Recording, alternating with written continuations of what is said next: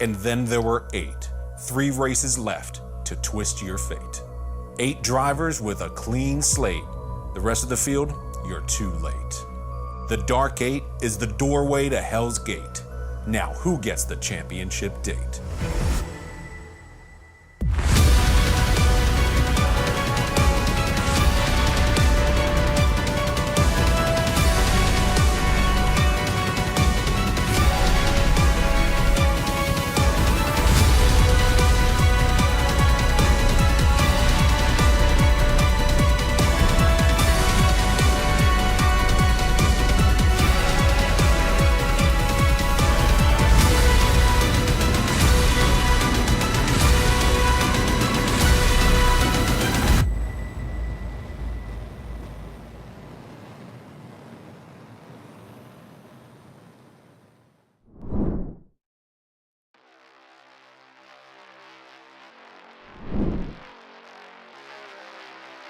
So far, 2 rounds down, just 2 rounds to go.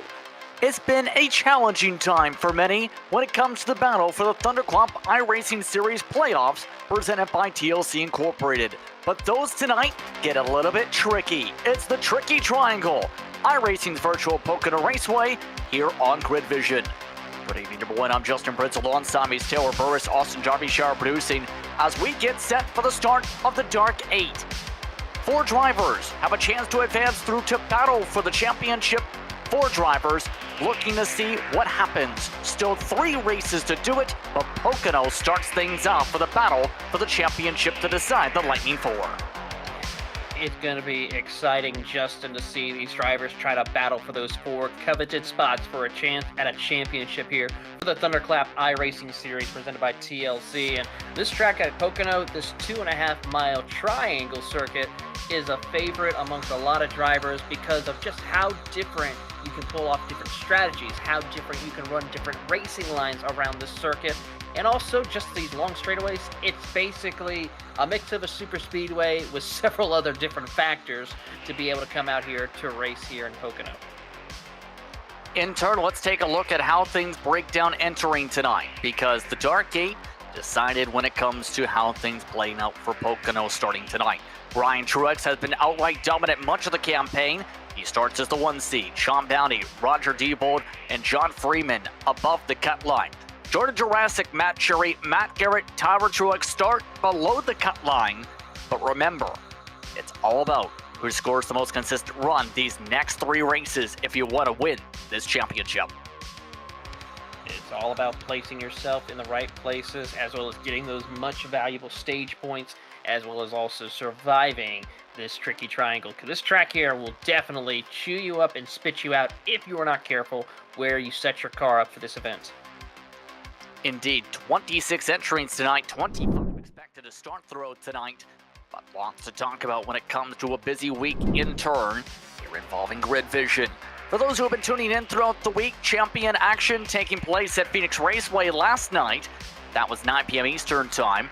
Keep in mind as well, NIS Open is at Daytona this week, under the lights, 9 p.m. Eastern, and the Global Racing League Truck Series goes to the Milwaukee Mile, 12:30 p.m. Eastern Time. That's been an expected busy time when it comes to the Milwaukee Mile this week in official action. And for those who want to keep an eye on the action, don't forget to hit the subscribe button as well to keep an eye on Grid Vision action.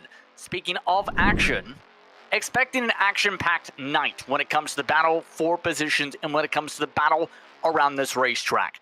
80 laps the distance, but 60% that fuel limit, Taylor, that's going to be critical. It is. It's all going to be about trying to time that fuel run, and we could see some drivers push the limit for your fuel run. We could see some drivers trying to split the stages up a little bit where they run a pit stop in between the middle of the stages to make sure they have enough fuel to get to the end of the stage. So it's going to be a little bit of tricky of seeing who decides to save or fuel, who decides to run their fuel, and who will be able to not make it because they are out of fuel. Keep in mind tonight's stages 15 and 45. 60% the limit as mentioned, but 3 tire sets available, just 3 in the pit lane tonight. Just about moments away from the start of tonight's action, brought to you in part by TLC Incorporated, the premier service provider for lawn sprinklers, landscape lighting, drainage services, and garage makeovers with nearly 40 years of experience. In just one day, you can become a showcase with a new water-saving lawn sprinkler system, energy-efficient landscape lighting system, or a brand new garage makeover and floor that will last you a lifetime. Imagine all those possibilities with just a little TLC. Let's take a look at how the start of the Dark 8 fares out. Jordan Jurassic yet again on the pole tonight. He gets the advantage over Ryan Truex by a couple 100s. Matt Cherry starts alongside Roger Diebold in the top 4. Then it's Reed Foley advertising his new album coming out this week. Then it's Matt Garrett in 6th. Noah Rainwater and Tyler Truex in row 4. Sean Bounty and Steven Lachinsky. The 99 starting off in the top 10, one of his better starting spots of the year when he's made spot starts. In 11th will be Allen Jr., followed by Tyler Chalk in the 12th position. Moving on to 13th will be John Freeman with TJ Lee in the 14th position.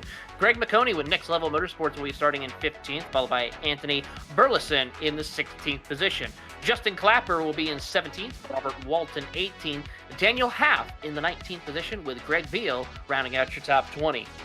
21st tonight, Brandon Schumann. Then it's Joshua Corner in 22nd. Neeson and Kyle Newkirk put in the slowest time, a very blisteringly slow 1 minute and 4 seconds in qualifying. Then Robert Condon, the last starter. Justin White in race control for tonight's action as we get set to get a little bit tricky here at Pocono. 3 turns around the tricky triangle, but plenty of speed as seen with the eNASCAR event, which the Coke Series utilized fixed setups for Taylor. Draft is heavy here, track position even more paramount.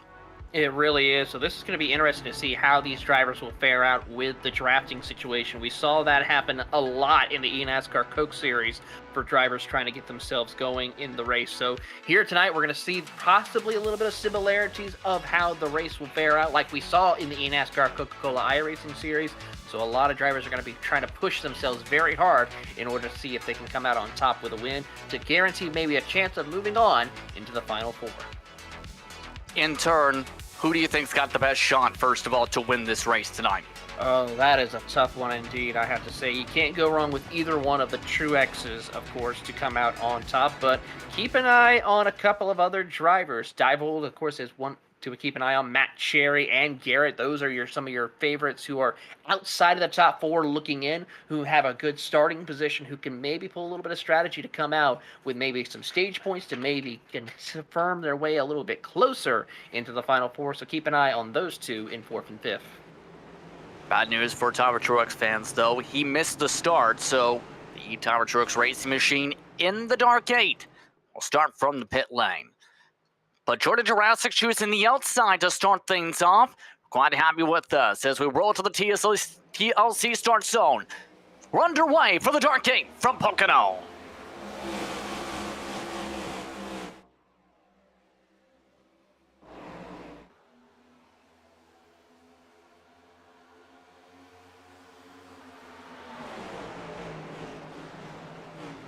Oh, in some trouble in turn 1. One puff of smoke. Lachinsky and several others up the track.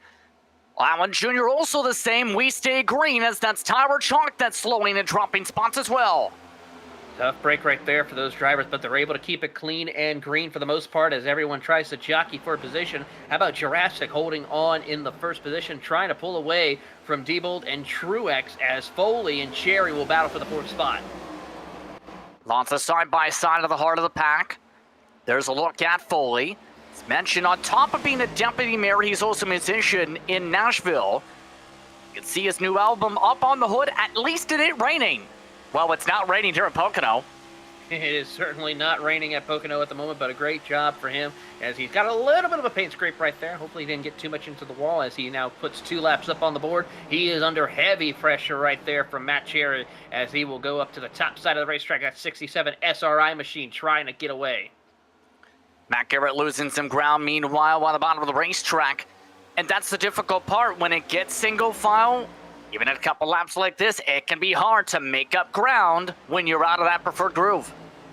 It really is, and it's so difficult because the car wants to get a little bit too free and wash up the track if you're not careful with where you place your car at this circuit here at Pocono. So as they work their way through the middle of turn number 3, you see drivers, most of them sticking to the middle groove, some trying to stick to that yellow line, as we see trouble right there for the driver of Foley, who got a little bit loose off turn number 3, as we watch Shaw Bounty work his way in the VRX number 35 around the outside. Very slidey, to say the very least, right now in the early going when it comes to Foley. Bounty, amongst those who have been very stellar on the long run. Second seed coming into tonight, 3 wins on the campaign. Last time out, second at Atlanta, first at Darlington, and 6th at Dover. One of the best last rounds you can have, as there go 2 cars pushing. A little bit of a draft right there as we ride on board with, I believe this is going to be the number 5 of John Freeman from Newport News, Virginia. He's having a little bit of a good run in the number 5, still having a little bit of work to do in the 7th position, trying to hold off Foley. He got by him a few moments ago, but that JDK number 5 really having a good run in the early opening laps as they come across the front straightaway. Especially at Dover a couple weeks ago, McLovin worked a lot with his teammate Jordan Jurassic. It's separated here. Speaking of separation, you can see Brandon Schumann is the end of the main pack, but Tyler Truex, after starting from the pit lane, has made 4 passes. He's up to 21st, and he's actually running at a solid clip despite not being in the main draft. He really is, and starting to make some headway here. He's got a little bit of work to do. He's about 3 to 4 car lengths behind the next car in front of him, but he is making quick work and will start to close in on the next competitors, which is the 52 of Schumann. It's going to take a little bit of work for Tyler Truex as we look at the front. Jurassic doing Jordan Jurassic things. He's really been hitting his strides in the past couple weeks. Dover in particular. Darlington also looked very strong. 2 wins on the campaign when it comes to Jurassic after all. But yet to break through in the playoffs yet. His last win still at Kansas. He could have won at Darlington and Dover with the speed he carried. Combined 30 laps led in those races. He certainly can, and he's going to do a lot of work to try to make some headway here as one car nearly scrapes the wall. I believe that was going to be Matt Cherry as Bounty looks to the inside. That's actually Rainwater, so those two will go side by side for the position as they head through the tunnel turn. I was just about to say, one of the SRI back machines in Rainwater. This is one of his best starts to a race. Already under pressure, though, to the inside. That's Bounty in the green and gray machine. And when it comes to Raindrop, he's had stretches of bad luck throughout the campaign, Taylor. That's been the tricky part when it comes to some of his races. A lot of times he has had to claw his way back, but he still was in the postseason conversation much of the way. Yeah, he really was, and I'm going to try to see what he can do, but unfortunately, even though he's not in the playoffs, he is still going to try to go out there and put a good run here, and we'll try to see if he can fight his way up through the field. Be one of those maybe non-championship spoilers who takes a win away from one of your championship 8. Well, that kind of happened last time out, didn't it? Albeit in wild moments. As trouble, wild moments start sparking. Rainwater gets loose. Matt Cherry jumps to 3rd. And as one of the SRI back cars moves forward, one nearly spins it into the inside wall. Tough break right there. He's able to save it for the most part. No caution yet, but we're going to keep it clean and green for the moment as we watch the rest of the field go line to stern on the front straightaway here. A lot of great driving action here. A lot of great heads up. Diebold, actually, a couple of laps ago, was nearly sideways off turn number 3. Was able to gather it back up and continue. So a lot of great heads up driving to get their cars back under control. Take a look, meanwhile, that's McConey in the 10th spot. Up a few spots, up 5 in fact. Justin Clapper and Matt Garrett also back there. And this is surprising a bit for Garrett because he's been one of the better drivers in the second half of the season where he has led a lot of laps at a lot of different types of tracks. It's very versatile to be able to lead a lot of laps at a lot of different tracks because it just showcases the talent that he has. And he has been able to have a couple of great runs here and hopefully continues that here through the remainder of the 2023 campaign. The tough part when it comes to him, though, is what I was about to mention. When it comes to Garrett, leading laps 30 plus at Dover, 42 at Darlington, Only one top 10 of those races to speak of. In fact, his best run of the past 5 races was a road course, 4th. That's got to be a little bit frustrating when you have such a dominant car but can't seem to close the deal off at the end of the races. So a lot of bit of work to do to try to figure out what they need to do in order to have those better finishing results. Meanwhile, Freeman trying to make some moves at the midway point right now of stage 1. The 5 machine having that preferred groove. And that's just been the intriguing part of the year we go in here, expecting Dirty Air to be a major factor, obviously. But with some of the drivers struggling in that era, that's really shuffled the deck when it comes to positions here. There it goes again. Bounty again, the draft, and again, the run. He's got a good run right here. He's going to try to get around, and Bounty's going to look to the inside. There's Freeman on the outside lane, side by side as they head down into turn number 1. Oh, Freeman almost got into the wall heading into the corner, but keeps that out. But here comes the inside lane of Bounty to get around, but not going to work. The outside momentum will keep Freeman right there side by side with him. That's cost them a little bit of time, but still making the pass. Work on the outside is Freeman. Keep in mind, the top 7 have broken away by more than a second with how things have broken out. How long things stay that way is a question mark. Well, before the end of the stage, I mean. After all, different lines coming into play. There was a lot of size when it comes to the width, rather, of the pavement here. So there's a lot of space to really battle, not just the front stretch. Yeah, there is a lot of things that could happen here, and we're watching the drivers try to negotiate, get themselves in a little bit of a rhythm here, and here we go. Pass for the lead, possibly, as here comes Truex to the inside. Shows the nose, can't get around Jurassic just yet, but he will try to get that momentum on the inside, but Jurassic holds strong on the outside lane. Ryan Truex this year running for Joe Gibbs Racing the Xfinity Series, looking to make the pass. Not able to get fully alongside, back to single file. Back to single file racing through the tunnel turn. Truex tries to hold on, but it's still a lot of racing here as everyone tries to get that momentum wound up a little bit more. But Jurassic doing very strong runs here in order to keep the rest of the field behind him. There goes Diebold indeed. And this is the difficult balance. Do you prefer the top to try and get those runs, or what would you per se is the preferred mark when it comes to this track? You see the snake already for the top 3. Well, if you're the leader, you want to try to be where you can keep the competitors behind you. So if you can try to use that outside lane to keep your momentum wound up and cause a little bit of aero difficulty for the drivers behind you, then that's where you need to be. If you're someone like Truex who wants to try to be on the inside lane to try to get the shortest way around the circuit and keep your chances of having an opportunity to pass to the inside, because you got to go where the driver who you're trying to pass is not. So if you keep staying stuck behind, then you're not going to be able to. As Diebold has another issue coming off of turn 2, the tunnel turn, as he gathers it back up, but he's going to lose a spot to Freeman. Diebold indeed, nicknamed Dirty 8. Having a lot of slides in that dirty air. That drops him back a little bit. One of the NASCAR pit crew members is part of this series. Keeping an eye out. Oh, go ahead. All that as well. Keep in mind, Jordan Jurassic maintaining clean air, 53.5s. By the way, there has been near zero fall off for the leader. The fall off is a couple 100ths at Pocono. That's incredible. Thank you very much, Kyle Petty. But in all seriousness there, that's kind of the mindset when it comes to super speedway, right? If you have some more tire compounds on the side of the setup for this track, those tires don't usually fall off in the super speedways until around 25 laps in at, say, Daytona.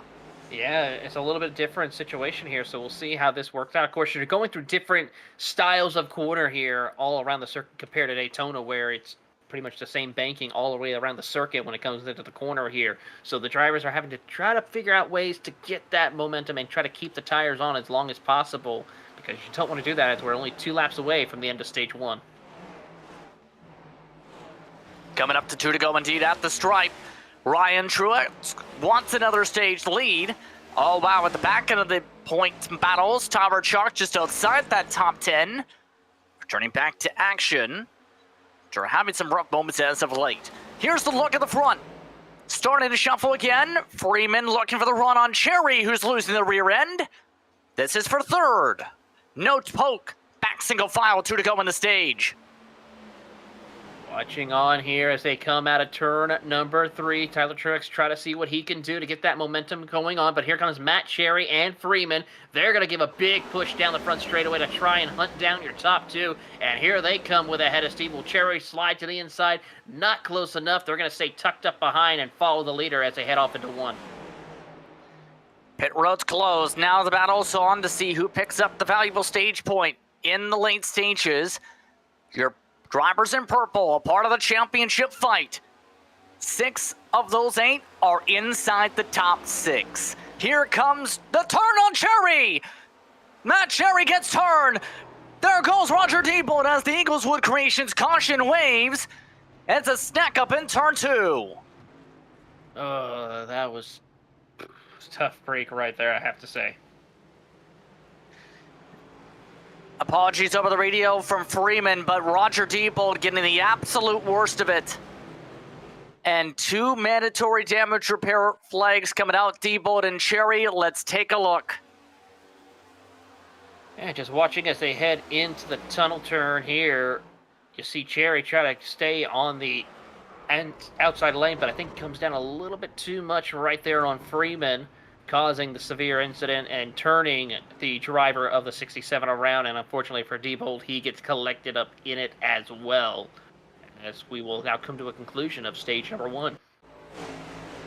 And not the way they wanted this to end. But again, you need to get the side draft to pull them back. Just a little bit of air even then between them, but that's enough to cause this. Yeah, it's just a real tough break, and you want to try to side draft to get around, but going into the tunnel turn like that can be very dangerous, and we just saw it right there.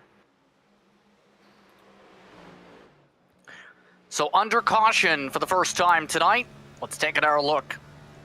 Roger Diebold running top 5 all race. That changes now.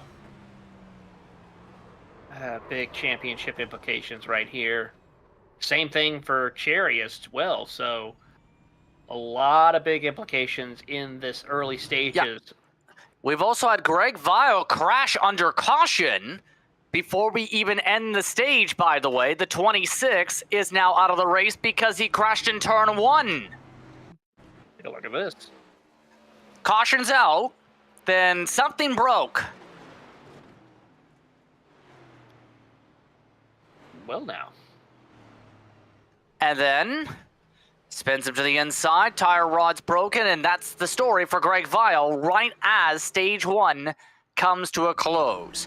So now, with the tire sets available, originally the description we talked about and what was described in the schedule had been 4 tire sets, 3 in the pits. It's up to 4 for tonight.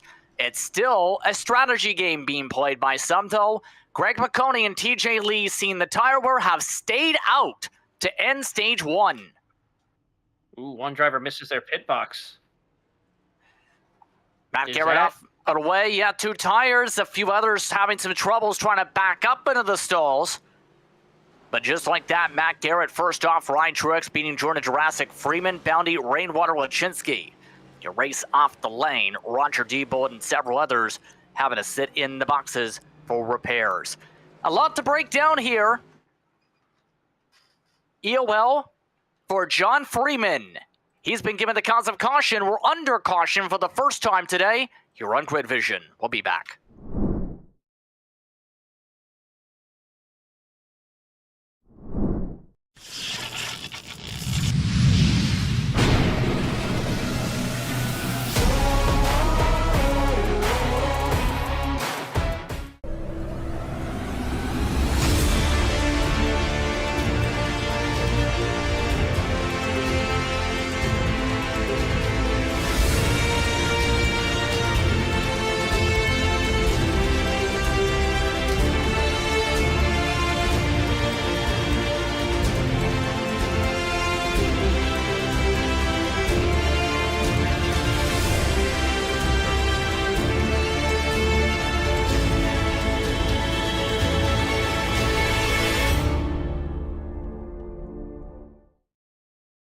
SRI Performance, With over 400 product lines representing the top manufacturers in motorsports, we are your one-stop shop for everything racing. 3 of our brick-and-mortar stores are located in North Carolina, and our newest facility in Brownsburg, Indiana. And 4 trackside mobile stores, you can find us spread out throughout the nation. With industry-leading knowledge, we are only a phone call away to visit our customer service experts. And don't forget, we have the world's largest inventory of used race parts, SRI Performance, and stock car steel and aluminum for everything racing.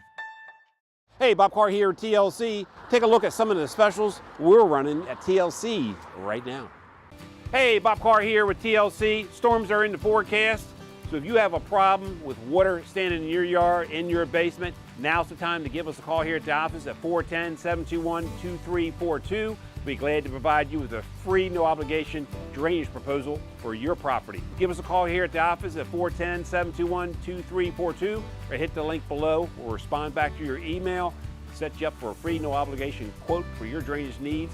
Let's solve that once and for all. Hey, Bob Carr here with TLC. Now's the perfect time to have your landscape lighting system tuned up for the upcoming summer months. Give us a call here at the office at 410-721-2342 and let's get you some light out there.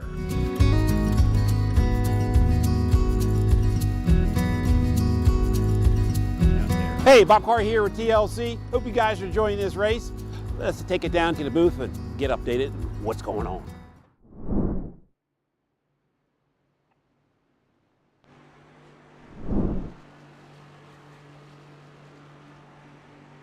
Welcome back, everyone, to tonight's coverage of the Thunderclap iRacing Series playoffs presented by TLC Incorporated. Justin Prince, Taylor Burst with you as 2 drivers staying out for this restart. Stage 2, lengthy one here tonight, up to lap 45. We're back underway. McConey leads them off. TJ Lee, who started on the inside for this restart, getting past already, or at least Jordan Jurassic is trying to in the early going after winning stage 1. He's going to try his best to do so as they work their way through turn number 1. Can McConey hold on with those older tires compared to the rest of the field? Lee still holds strong as well as they work down the Long Pond straightaway. And McConey stretched out to about a 4/10 of a second lead. But here comes the driver of Jurassic with a fresh set of tires as he will make the run towards the tunnel turn. Nicely done. And remember, as talked about, Matt Garrett took 2 tires. A little bit of shuffling in the heart of the pack still as they try and sort each other out. Boundy trying to hold off Garrett and Ryan Truex. This has been a very solid restart for the 35. He doesn't have the bottom, though. That's the difficult part. He does have the trap for the straight. He certainly does, and that's going to help pull him a little bit closer as they get around Garrett across the front straightaway here. A lot of great action at front of the field as here comes McConey, but Jurassic with a big run. He might look to the inside, not close enough to make anything work as Tyler Truex goes to the outside. It's Ryan Truex in the 56 tonight, if you're referencing. 69 to Tyler Truex. So far is doing a strong job cutting back to the pack. He's almost made up all his spots, Taylor. He's up to 12. And is trying to get around Robert Walton, in fact, for the 11th position. Walton, the winner at Atlanta Superspeedway last week. He did a great job, and now he's looking to see if he can continue that momentum as here we see Ryan Truex get around and then continue on as the 05 machine continues to work his way. That's Rainwater, who's in a little bit of an issue right here, having a little bit of a battle with Lechensky. Side by side. Clapper trying to get the side draft. A little bit dicey as Rainwater bounces a bit off the 63. These two have lost touch to the main pack, though. TJ Lee, meanwhile, still trying to make pounces back on Jurassic. Jurassic, again, making the outside work. And that's the thing we've seen in the NASCAR race a few weeks ago. The tires would hold up a decent bit for a while before the clipping point. Yeah, that's the thing, is how long those tires will hold, and can they make sure they stick as the run goes on further and further later in this race. So we'll see how this plays out for McConey and Lee. But even more so, can they get to the end of the stage in the gas? Because 60% fuel limit, 45 laps on the fuel mark, to get to rather already about 15 laps turned, including the pace laps, about 17. Is that going to work? It may a little bit, but it's going to be a tough one indeed, I have to say. A lot of things will have to come to the factor of this event and see if they may get a caution somewhere in between. Here's a look at the battle for the race lead. There go the tires. There goes Jurassic on the side draft. And Jurassic up the inside for the tunnel turn. Has the chance to retake the lead. Pocono is not backing off, though, on the outside. Jurassic with a better grip inside. He's going to have a good run as they continue on their way across the front straightaway, and watch on as these drivers continue to do battle here as they work through the tunnel turn heading into 3. Bounty also getting on by for reference. So the drivers who stayed out in 3rd and 5th respectively. I'm still surprised on how Lachinski's been running so far tonight. For those who do not know, Lachinski, part of the Monster Jam circuit of the 99. He's in this pack as well. And watching the chance for Bounty looking inside. It's a good run here as Bounty gets a great run through the middle of the corner as they keep an eye on him. And watch his get a good run as the lap traffic is up ahead in turn 2. But so far, Jurassic and Bounty will battle for the top spot. Pocono still hanging strong in that 3rd spot. You can just see right there the difference in speed in the draft. Bounty having to lift, in fact, because of how much speed he had, but also it's the game of patience that comes into play, right? If you try and make a pass every single time, guess what? You lose time to those who aren't being patient. It is all about patience here, knowing when to make those passes, knowing that you have the better car at certain points of the race here. And that's what's so critical. Some drivers are all so gung-ho about wanting to get up to the front as quickly as possible.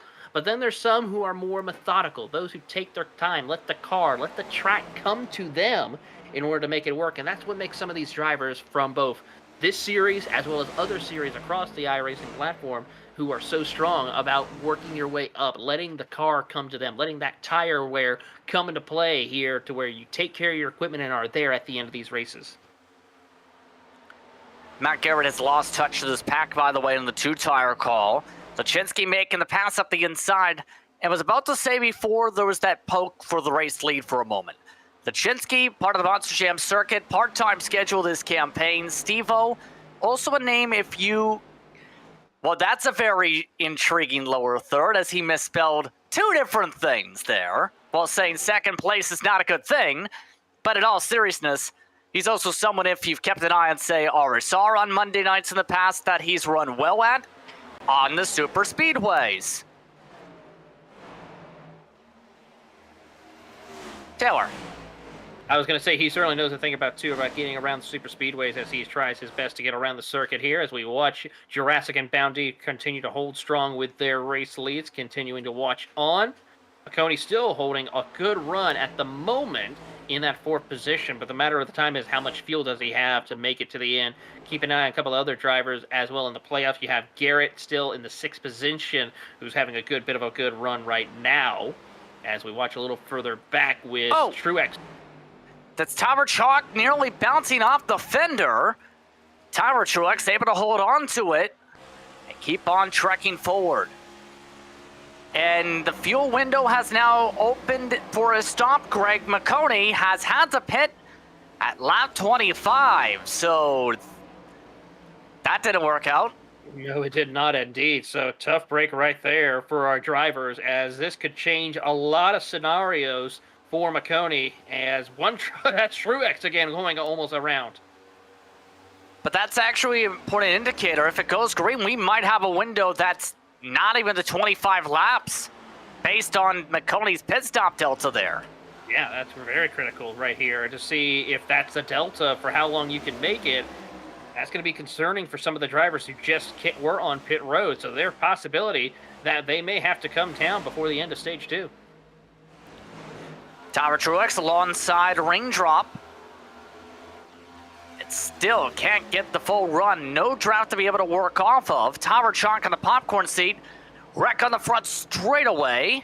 From 11th position, we're under caution. Our second Eagle Woods Creations caution. It's Robert Walton, the 66. Well, that kind of helps ease the bleeding for some of those drivers who need fuel to make it to the end of stage 2. And would you believe the car he made contact with that spun him around? Ooh, Freeman. Second time. That's not good. Once again, side draft attempt goes for naught. And that machine dropping to just about the tail. Here's the look from above. You tell. It's a little close right there, I have to say, but we'll have to let the officials make the call on that. Daniel Half making contact as well on that, by the way. He's got significant front nose damage. And we're under caution for the second time tonight. The caution's brought to you by Eagleswood Creations, your one-stop shop for your laser engraving needs, from wood to acrylic, custom signs, rings, keychains, coasters, and much, much more. Located in West Creek, New Jersey, but shipping nationwide. Has been purchased and custom made via Etsy or through the website at eagleswoodcreations.com. Follow them today on Etsy, Facebook, and Eagleswood Creations on Instagram. So, with this caution, based on the numbers, may be able to get to the end of the stage now if you pit here for the fuel. And it's worth noting, Greg McConey and TJ Lee, who have both pit already, are on the lead lap still. That is the benefit of the green flag pit stops here when you're racing at this circuit, is you can really not have to worry about going a lap down as quickly as compared to some of the other tracks, even Daytona or Talladega. So this is a great opportunity for the drivers here to see if they can be able to get back up towards the front of the field, especially if everyone else decides to come down pit road.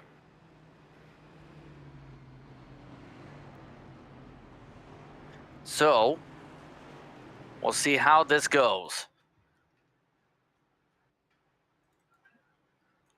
Here they go. And it's everybody. Not a surprise. And Jordan Jurassic leads just about everybody on down. I wouldn't be surprised to see 21st and 22nd stay out. And surprised to know when they have. Also, it's worth noting that meatball flags are usually waved by race control. So your lucky dog, this caution flag is a turtle. Matt Cherry is turtling across the racetrack and is back on the lead lap. Oh boy. He nearly spun it in turn one because, as you can see, that has been really become a skew car. It certainly has, and it's got a lot of work left to do on it, I believe, and let's see if it's able to get back going. By the way, your race off the pit lane, Sean Bounty won it over Jordan Jurassic this time. Fuel only for most of your field, in fact. Matt Garrett was the first one to take tires. Also, apparently Ryan Truex had an issue going down the pit lane as he didn't realize the actual speed limit. He thought it was 50 miles an hour, Taylor, not 55. Ooh, that's a tough break right there. I mean, good that he didn't get caught speeding on pit road, but still also a big issue right there for the fact that he went a little bit too much under pit lane speed. Now, this worked out like a charm, you could say, for McConey and Lee here, because now they're just about equal footing on the tires. How do they now race this out? Lee, not a postseason driver. McConey already eliminated last round, but still trying to battle as the best of the rest. Good chance here when it comes to the next level machine up at the point now. It really is, and it's so critical to see if these drivers, how well they'll play amongst the competitors, because even though they're not in the championship, they still want to go out there and go for these wins in order to help, just support their sponsors, support themselves, have a good runs here indeed, and that's what you want to do when you go out there and race in these events. So, about 51 to go when we get back going likely. This is a quickie old racetrack here at this facility. And McConey choosing the outside for the restart, Lee inside. So now, how does this now play out? We're almost halfway through the race, and we've seen how busy things have gotten here tonight already. Yeah, it's really incredible to see how things have already gone. As we've seen championship competitors involved in incidents. We've seen trouble for some of the non-playoff drivers who are trying to make it through to the end and put on good shows, doing quite well indeed. So it's pretty incredible to see how the players have battled out here today. All right, a little bit of saving to make sure things are good on the fuel mileage. Hearing a couple of rubbing sounds across the pack. Here's how they group up now for this restart. McConey and Lee, then Jurassic and Bounty, Truex and Lachinsky, Clapper and Truex, Foley and Rainwater. Ryan Truex, top 5, Tyler Truex, top 10. Tyler Truex, currently the driver of the day. He's back to where he originally was supposed to start, 8th position. Great way to recover, and these cautions have certainly helped him out indeed to be able to pull off this incredible run here. If he can work his way up, now that he's where he started, he has a good shot to go and try to challenge the race leaders here today. And for those who are just tuning in, Roger Diebold, the only driver a lap down, has fixed just about a majority of his damage. Greg Vile, currently out of the race, has just about fixed all of his damage too after crashing under caution.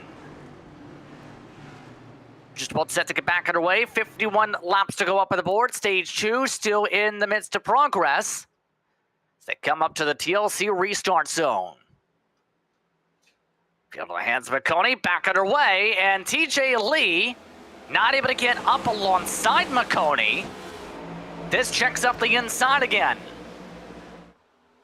Seeing how this will play out here as the drivers are coming across the front straightaway, side by side for second, as McConey will pull out. Boundy wanting to try to make a charge for the race lead since he has the better tires, and now tries to get around Lee off the turn number 1. He's got help from Truex as they go down the straightaway, the Long Pond straightaway, heading over to the tunnel turn.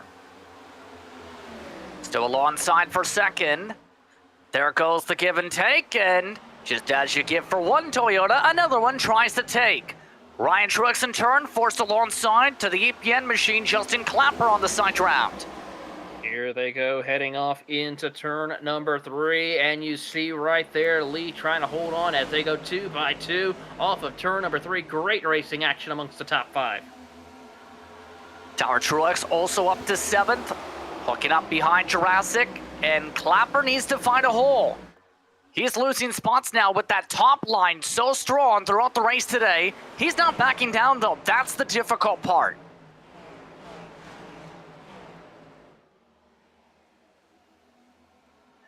And there goes Tyler Truex to fill the hole. Just like that, Clapper can't get in.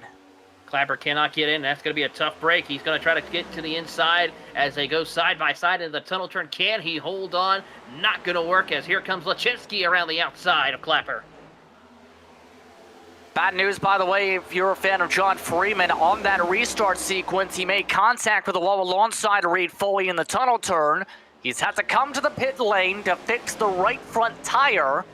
We still stay green. John Freeman has lost a lap.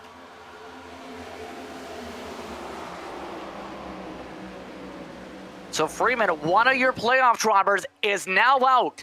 He's your second DNF of the race. That is a big loss right there for Freeman, as a lot of people were pulling for him, and a lot of people, unfortunately, in the chat very upset about the chance that Freeman is now out of championship contention, possibly. Or at least needing a win with 2 races to go. Jordan Jurassic tried to send it for second last corner. He's losing lots of ground in turn. Justin Clapper zipping on by. He is going to zip on by, try to get a good run through here as Clapper tries to hold on as we take a look at the replay. This is what happened in the previous moments here. Watch Jurassic. Still for 4th, but there's licking the stamp, there's sending it, there's getting it in the mailbox. That time he's lucky he didn't go through the mailbox.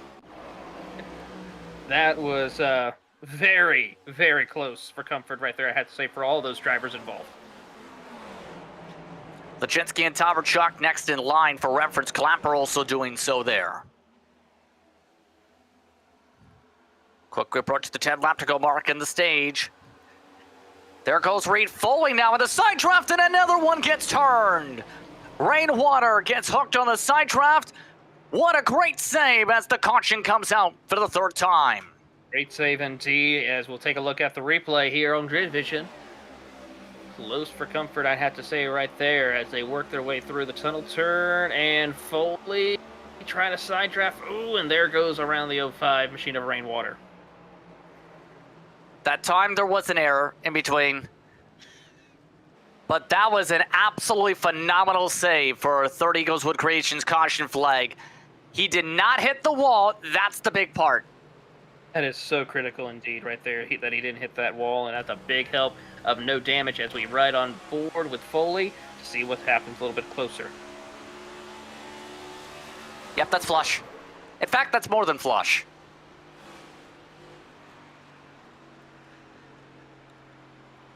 And race control did make a warning over the radio last time that happened with Freeman's case to warn drivers with that case tonight in terms of having it play into their hands tonight. We're under caution in turn. McConey, Bounty, the Truexes, and Lee, your top 5.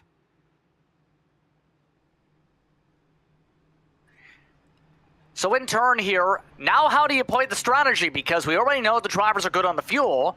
Does anyone try a different tire strat here? We've seen it worked out well on the 15-lap difference on car compounds earlier. It really did, and we'll see how this will play out for the competitors here. And I think a lot of ways can play out for McConey, who was one of those non-championship competitors who in this event. For Bounty and both the Truexes, they're in a really good shot to go and challenge for the lead. And Jurassic, of course, being one of the dominant drivers most of the night here, keep an eye and see what strategy he could pull off. He could maybe decide to stay out. We could see some of the other playoff drivers who are towards the back half of the field, like Garrett, come down pit road to get some fresh tires, as McConey will come down pit road. Nope. As he tries to pull a fake. Here he shows the barrels instead. A couple drivers to back coming in. We haven't had the chance to talk much about the racetracks when it comes to this postseason bracket. Pocono when it comes to tonight. But then it's the trucks at Iowa and the Xfinity cars at Michigan. 125 laps apiece, Taylor, to see who moves on to the Lightning 4. 3 very different types of racing styles. 3 various different types of race tracks. In turn, not one you can point and say, this driver's going to win everything, unless you're Ryan Truex, honestly. But your thoughts? I mean, you're talking about 3 different styles of racing, 3 different tracks. It's going to be full of interesting styles of racing, I have to say, and a lot of things can come out of where we could see a couple of non-playoff championship drivers make their way to take home the checker flag. And then, of course, we could see some other strategies of, someone else coming out who maybe is not one of the championship favorites coming out to pulling a win or wrap it out of the hat to take home a chance at the Final Four. I mean, that's happened a couple times. In fact, it's happened in both the rounds so far. Milwaukee Mile, Greg Vile picked up the win there. Official racing there this week for reference. Then Robert Walton picking up the win last time out, albeit and not the way many people expect the race to go. But in turn tonight, it's been an exciting one from the onset with how the battling goes out. There are still 10 laps to go at the stripe this time by in the stage, keep in mind. And with how things are broken down here tonight, expecting a one-stopper in the final stage based on the fuel mark. Yeah, it's going to be incredible to see here as we have possibly one stop left for these drivers to see when they will come down pit road. That's going to be the critical one. That final pit stop, who will decide to take fresh tires to make it to the end? Because once that's done, they got no more tires left pretty much, except for those who maybe took 2 tires in certain parts of the early stages of the race. McConey choosing the bottom. Bounty, the Truex is behind as we get ready for the restart. 9 laps to go, stage 2 here at Pocono. Tonight's action brought to you in part by RL Productions, a Baltimore-based national video marketing agency specializing in video marketing solutions and commercial advertising. RL Productions offers custom brand strategies tailored to your company or organization's unique goals with in-house level attention to detail. RL Productions also offers complete international event solutions for your conference and convention needs, with both on-ground and live stream production capabilities. Visit rlproductioncrew.com and turn your expectations into real-life productions. There's a look at that respective car you just seen. For reference, Robert Condon is in 13th. Reed Foley, keeping the track position there, he starts 10th on this restart after that contact.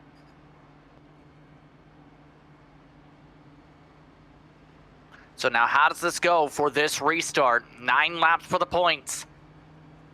Fairly even tires, but how aggressive do you play it? I mean, you want to, for those who are towards the middle of the field right now, you want to try and see how the car plays for your favors in this stage of the race. We still got a few laps left to go in stage until we hit stage 2 conclusion. For those who are towards the front, you want to try to push that as far as you can in order to try to see if you can get those much critical stage points. So McConey coming up to control the restart for the TLC restart zone. So far tonight with the strategy differences, 14 laps led. He and Jordan Jurassic, your only 2 leaders so far. Does that change? Here's a look from Tyler Truex. Outside, row 2. Green flag is out, back underway. Great shun right there by both the Truex here as they go across the front straightaway, heading off into turn 1. Big push for McConey as Bounty has no help whatsoever heading off into 1. Sean Bounty making things stick on the second groove. Here's the look from Tyler, still trying to follow the Tyler tracks. Now, Ryan Truex stuck on the inside, not getting any help from his family member. No help Caution. whatsoever. Caution is out once again. It's the big one. Eagleswood Creations caution, Justin Clapper spun around, Stephen Lashinsky in the heart of the pack as well. Several other cars involved as we're back under yellow. This is going to be bad right here, and a lot of championship competitors involved in this one. Well, none per se in the current bracket, but some who have made the championship runs, others with damage picked up. Matt Garrett, at least 4 cars involved. So what initially, based on the smoke, was the big one, turns out to be the big bubble. And then it gets worse. Watch the 25. Ooh, big hits right there. Joshua Corner having to squeeze on through to get on by. Lachinsky, significant damage after being a front runner in the first stage of this race, his best run of the season. He's one of several with mandatory damage. Justin Clapper, you also throw into that boat. Let's take another look.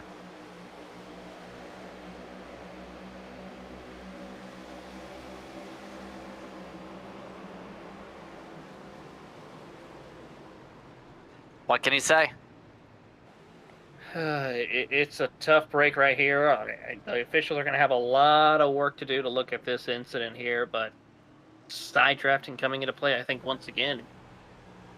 Robert Condon's already told the machine. Here's a look at the Baltimore, Maryland-based driver.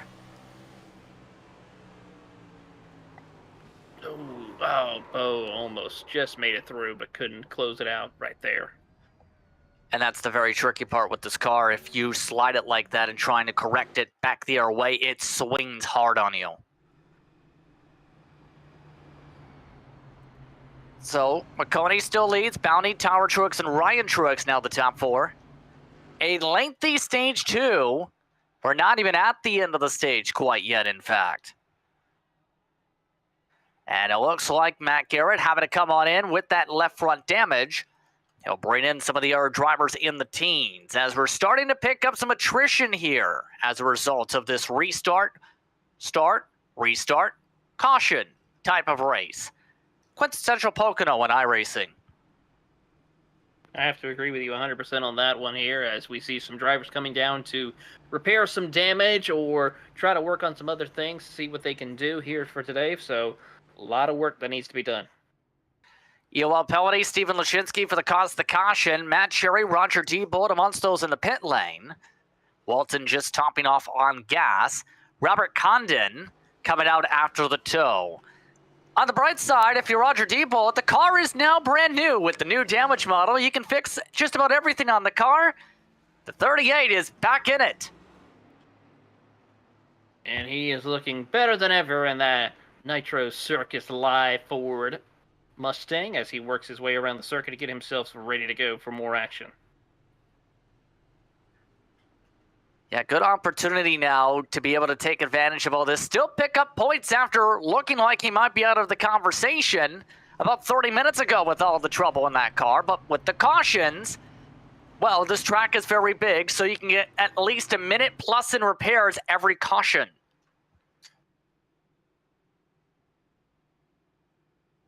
Yeah, so a great way. That's one of the one things I do have to say you have to love about Pocono when it comes to stuff like that. You have time to really work on your vehicle when you have these severe repairs. If you don't have the fast repair, especially for those who race on the official side of iRacing or in leagues that don't require fast repairs, so good opportunity for them. Still getting all regrouped here in the midst of this stage, coming up to the halfway mark next time by. So when we restart, about a 5-lap shootout for Stage 2. Tonight's action brought to you, as mentioned, in part by TLC Incorporated. Chat services including custom lawn sprinkler systems, custom landscape and outdoor lighting systems, drainage solutions for flooded and wet backyards, and custom garage floors and makeovers. Call 888-PIC-TLC for more information. Operating in the Maryland, D.C., and Virginia area. Almost set to go. McConey once again changing things up. He prefers the top this time. So now it's Sean Bounty inside, Ryan Truex outside, Tyler Truex inside. Kind of shows a preference on the pusher. It certainly does. A little bit of situation of trying to split the two brothers up, I'd have to say.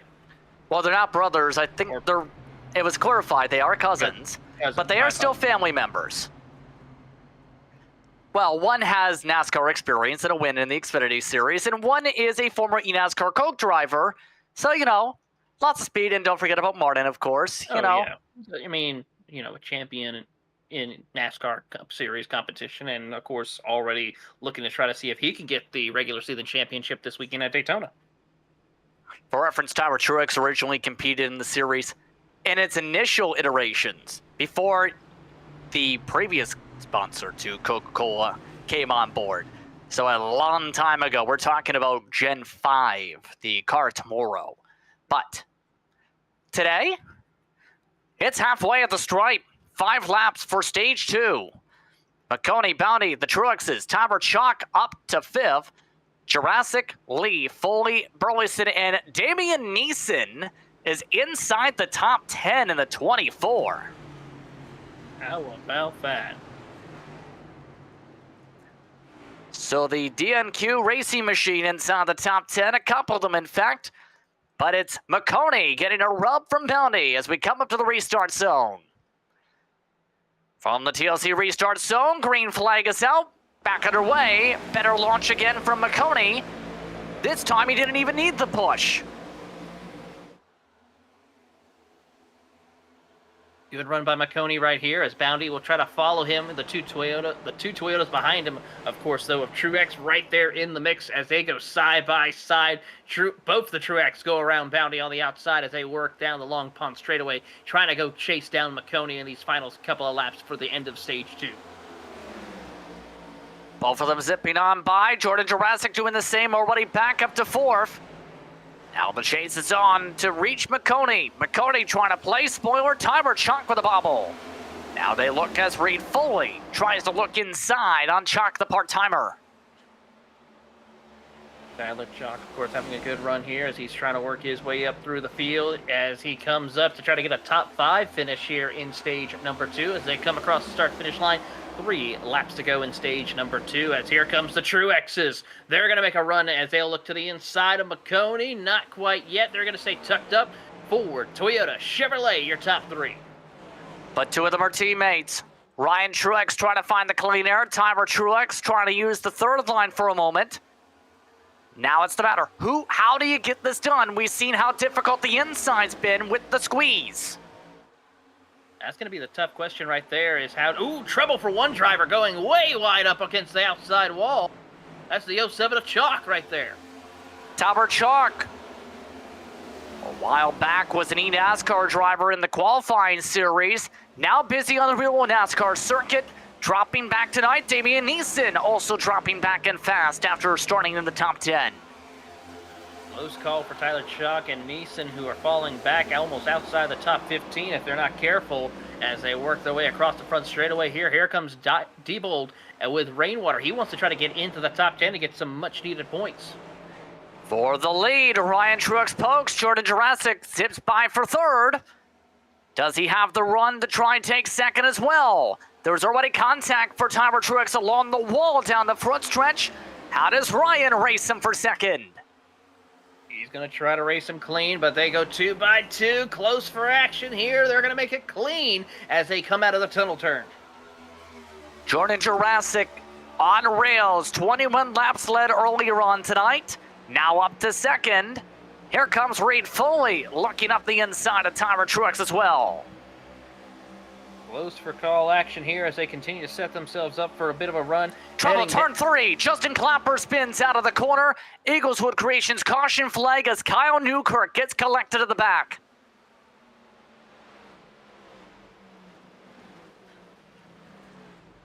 And Justin Clapper, his second caution involved in tonight.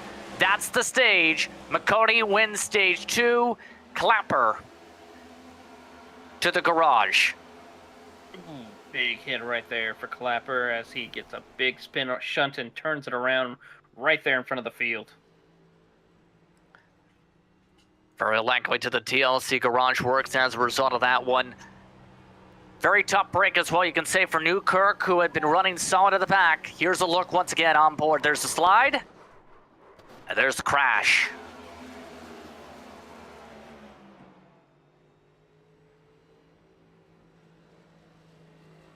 Justin Clapper, the first of those outside the top 8 in the points, entering the dark 8. Here's a look at Newkirk. Just trying to have fun on the back. Just keep it clean.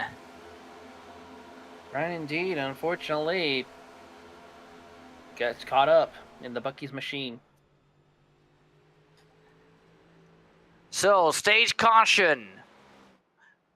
Under yellow. At the end of stage 2, it's McConey, Jurassic, the Trulexes, Foley, Bounty, Lee, Burleson, Chalk, and Rainwater in the top 10. Let's take a break. 35 to go. Coming up.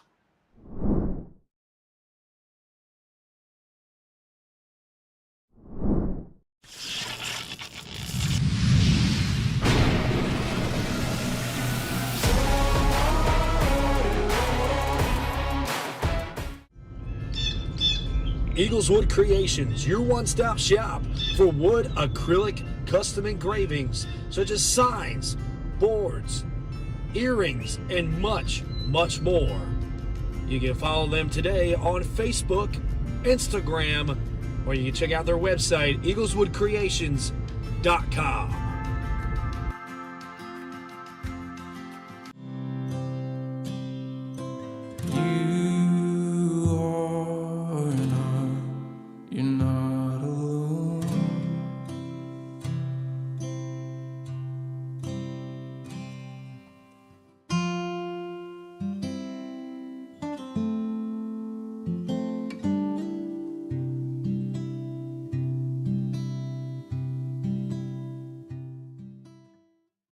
Hey homeowners, you're going to drag your hose through the yard in 2023?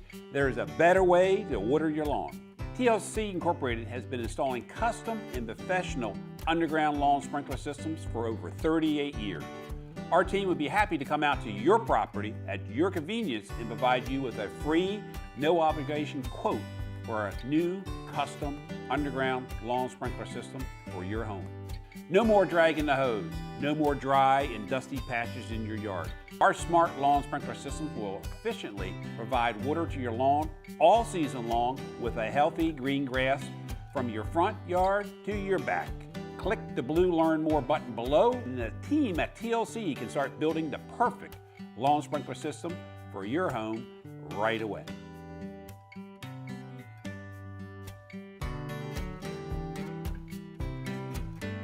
Hey, Bob Carr here with TLC. Hope you guys are enjoying this race. Let's throw it back to the guys in the booth.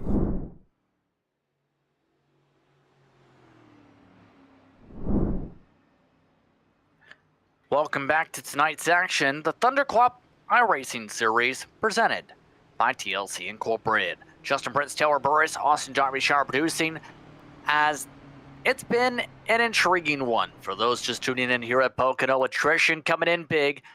About a quarter, if not nearly a third of the field now in for massive repairs or out of the race as a result of incidents building up, especially in the stage 2, our longest stage 2 of the season.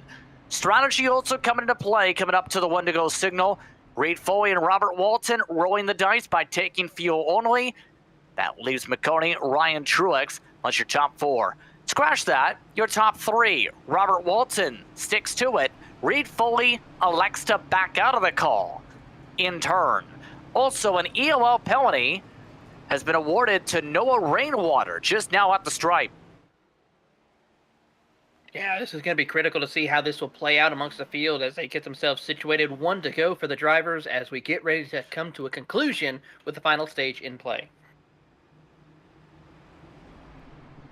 So Robert Walton choosing the inside And Walton, as mentioned, did win a race as a result of the attrition last time out, as an understatement of last time out.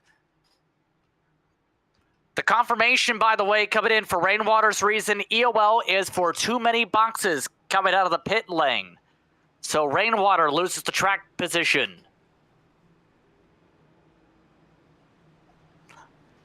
And keep in mind, you can't go through every single pit stall because, remember, a lot of the drivers in this series come from the real world and come from the real world pit lane, mind you. So that's very important to mention and think about is, in real life, you can't cut 25 pit boxes to gain 3 seconds. No, you cannot. So, a tough break right there for Rainwater. He's got a lot of work to do here, and we'll see how this will play out for him. Walton, so far this season, 10 starts, by the way. As mentioned, winning at Atlanta. Just 7 laps led in the chaos there. Outside of that, a top 10 run at Auto Club. Drivers being told to close the gaps here. Several drivers are struggling to sort out where they're supposed to be on the restart. A vast majority of the field is still on the inside because at least one driver struggled to catch up. Here's the luck from Poundy. Restart underway from the TLC restart. So on the inside, greatly done. Robert Walton troubles with the gears though. Ryan Truex is looking for the lead. Looking for the lead right here as they're going to almost go 3 wide, but think better of it. Go 2 by 2 for your race lead for second as they work their way through. Walton holding strong. McConey on the outside, but he is stuck as here comes Truex to the inside. Jurassic also with a big run. He'll slide up to the outside, shutting the door in front of Boundy. Ryan Truex getting passed by quickly by the outside lane. Now McConey looks for the lead. Tries to spook Walton up the track. Now he's got the run. Ford inside, Chevy outside. Jurassic tries to go middle. No. Caution flag is out. Another Eagleswood Creations yellow at the back of the field. It's Matt Garrett, Robert Condon, both going around out of 2. Take a look here at the replay and see how this will play out. And it looks like coming off of the tunnel turn to just send it in, and unfortunately will spin the 25 around a bow, unfortunately. As the 3 machine at Garrett will have to try to gather it back up, and more trouble for one of your championship competitors here to see if they can make the Final 4. Not looking in the right direction. Yeah, Garrett, amongst those who have run the top 10 tonight, had to get the front end fixed. That put him in that spot. Second incident for Condon tonight, the 25. Had got him back on the lead lap with the last caution.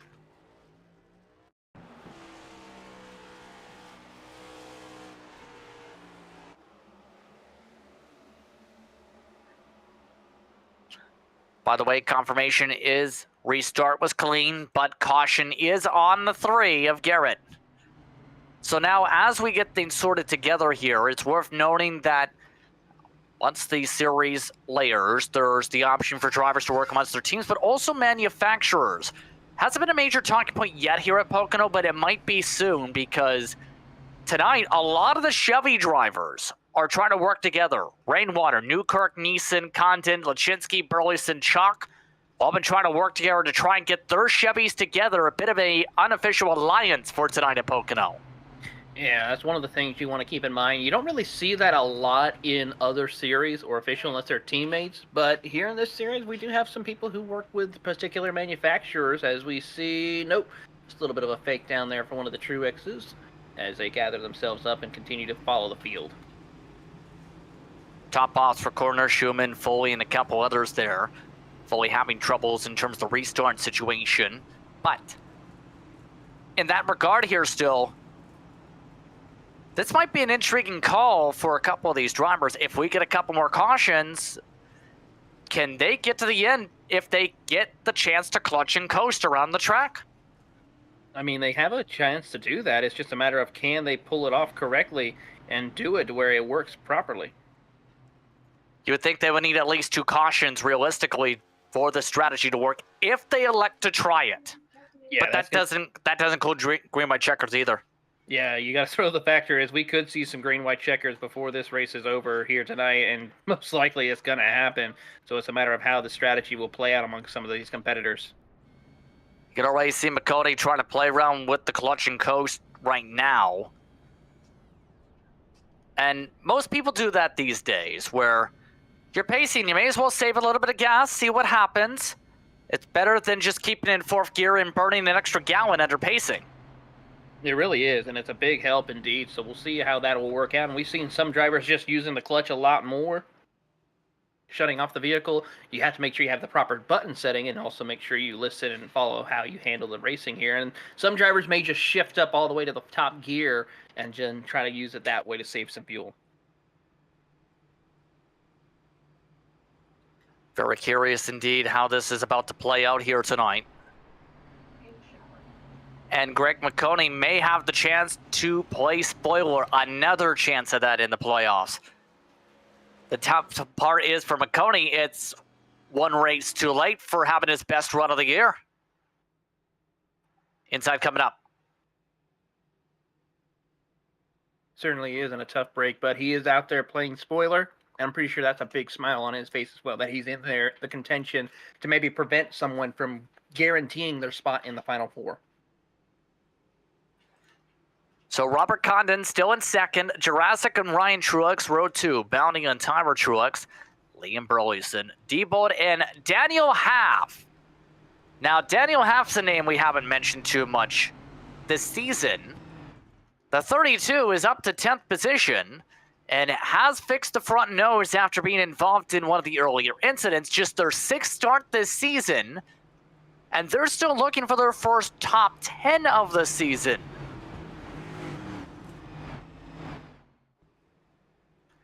Well, it's a good way to come out with a good top 10 run to see what they can do and see if they can keep it up there. They got about 30 laps left to go in the race to see if they can do that, but with how the race has been going, if they just stay out of trouble, they could look at a top 10, maybe even a mid-top 10 or early or late top 5. Daniel Half, a former driver under the Castro branding, in fact, in quarter midgets. These days, editing films and movies in Hollywood. But here in the Pocono Mountains, it's been a roller coaster ride through the treetops.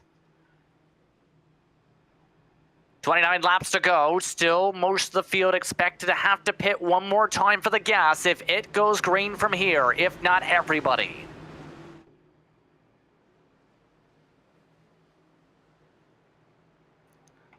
TLC restart zone. Everyone trying to maintain the 75-mile-an-hour pit limit. Walton not taking the chance to move up here for the TLC restart zone. That checks up the outside. He nearly turns to the inside. We're back on our way. Big issues right there on the start as they get themselves gathered up and continue on their way, but a big opening for McConaughey as he stretches out to a couple of car length lead here as they work their way around the circuit. But here comes Jurassic down to the inside. He will try to get around Walton, but Walton with the outside momentum going to keep him on the inside lane and pinch him down off turn 1. Momentum for Walton, picking up some draft at the back of the grouping. Drivers like Reed Foley making quick work to get up to 13th. Now it's Jurassic looking for second. No dice. Now full dice up the inside. Full dice trying to hold on here as they work their way side by side as they come out of turn number 3. And Jurassic gets around Walton for second. Slides up the racetrack, though. This gives the opening for Walton to cross him off turn 3. Warning to Walton for a potential of a lane change. He came close to it, they say on the radio. He's now back to third as a result of Jurassic's pass. Now they look to settle on in. How do you break this down is the tough part now. 7 laps into the stint for most of the field. It's going to be a tough battle right here to see how this will work out as Walton tries to stay tucked up behind Jurassic to go and hunt him down. There's your strategy of the pit stop. Trouble, lane. turn 1. Kyle Newkirk into the wall at the back of the field. No caution yet. We stay green. He takes it and takes a tow, so we are going to keep it clean and green here. Great racing action up at the front as here comes Jurassic trying to close in on McConaughey. Kind of keep it around the 3/10 of a second mark right now ahead and keeping good, consistent lap times up. Ryan Truex looking to try and force Walton off his line. Walton having a great run, pulling back the forces of the speed off Jurassic with the side draft on the exit. I don't think he realized that was one of the better executed side drafts of the day. It certainly has been, and it's a great one indeed. And so far, they're going to continue to side draft each other a little bit as they come into the middle of turn one. Walton just barely tries to edge out your second-place driver right here, but can't quite pull the trigger just yet as he'll drag race down the Long Pond straightaway. Yeah, but this is the tough part right here. That outside line, once it gets rolling, it's hard to keep it rolling on the inside. Walton able to hold on to third. All this is helping Bounty to try and leapfrog Ryan Truex in turn. How about Ryan Truex here and Tyler Truex? The two Truexes are trying to get around Bounty to work up a little bit further into the standings here as they're trying to both get into the top five as they will drag race and try to get around Bounty, drafting with each other to get around him on the outside as they head down the front straightaway. Still no dice in terms of how the positions are playing out here. 25 to go next time around here at Pocono.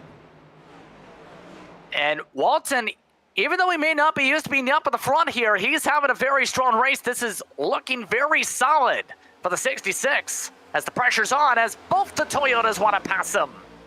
Here they go, three wide as they head into the tunnel turn. Not a good idea. They gather it back up and continue on their way. Bounty and the driver of Truex will still battle for that fourth spot. Now here comes the other Truex around the outside into turn three. Bounty spooking Tyler Truex a little bit. Squeeze back from the 69. 25 to go. Now inside the window next time by to make it to the end based on the fuel projections. Meanwhile, there's a look at Tyler Chalk.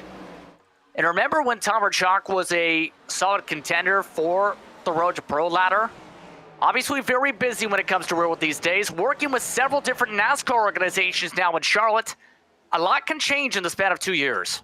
It certainly can, and it's great to see a lot of people in the sim racing world getting those opportunities to work with people in the NASCAR industry in the real world, and we see it happening quite a lot here as we pick up Damian Neeson from Colorado in the number 24 machine trying to get a good run here. Neeson, of course, in 17th, having a good little battle for a top 15 run. He's had contact with the wall at a turn one. That's why he's stuck on the outside here. So the former pit crew member for Subaru's rally teams getting shuffled, and now a little bit of bubbles. That's the battle now for fourth. Robert Walton starting to go backwards. Tyler Truex looking to go forwards. All but the top two check out. Everyone trying to get themselves situated here as Jurassic's closing in and the top two have broken away. Truex is trying to close the gap. They're about a second off, and I got a lot of work to do as Tyler Chalk is trying to work his way into the top five. Still looking at the top two, though. Jurassic looking for his lead back. McConey looking to defend. Jurassic almost into the wall, trying to floor it for the pass setup. No move yet. Got to be careful with that here as we ride on board with Jurassic as they come out of turn number 3. Good run off corner exit for McConey. Gets a little bit loose, and this could give the opportunity for Jurassic to get a good run and send it into turn 1. We'll see how it plays out as he closes in closer. 10th of a second, less than a tenth as they head off into 1. Keep in mind, next level in the front, JCR behind. The next level machines, second in the team standings, the unofficial standings for that grouping by just 3 points entering the night. JCR, they've been on the hunt for points like this. Jurassic looking for points to move up and lock himself in a Lightning 4. Still no chance yet with 22 laps to go. The window is open, by the way. Allen Jr. just hit for a top-up at the back of the pack.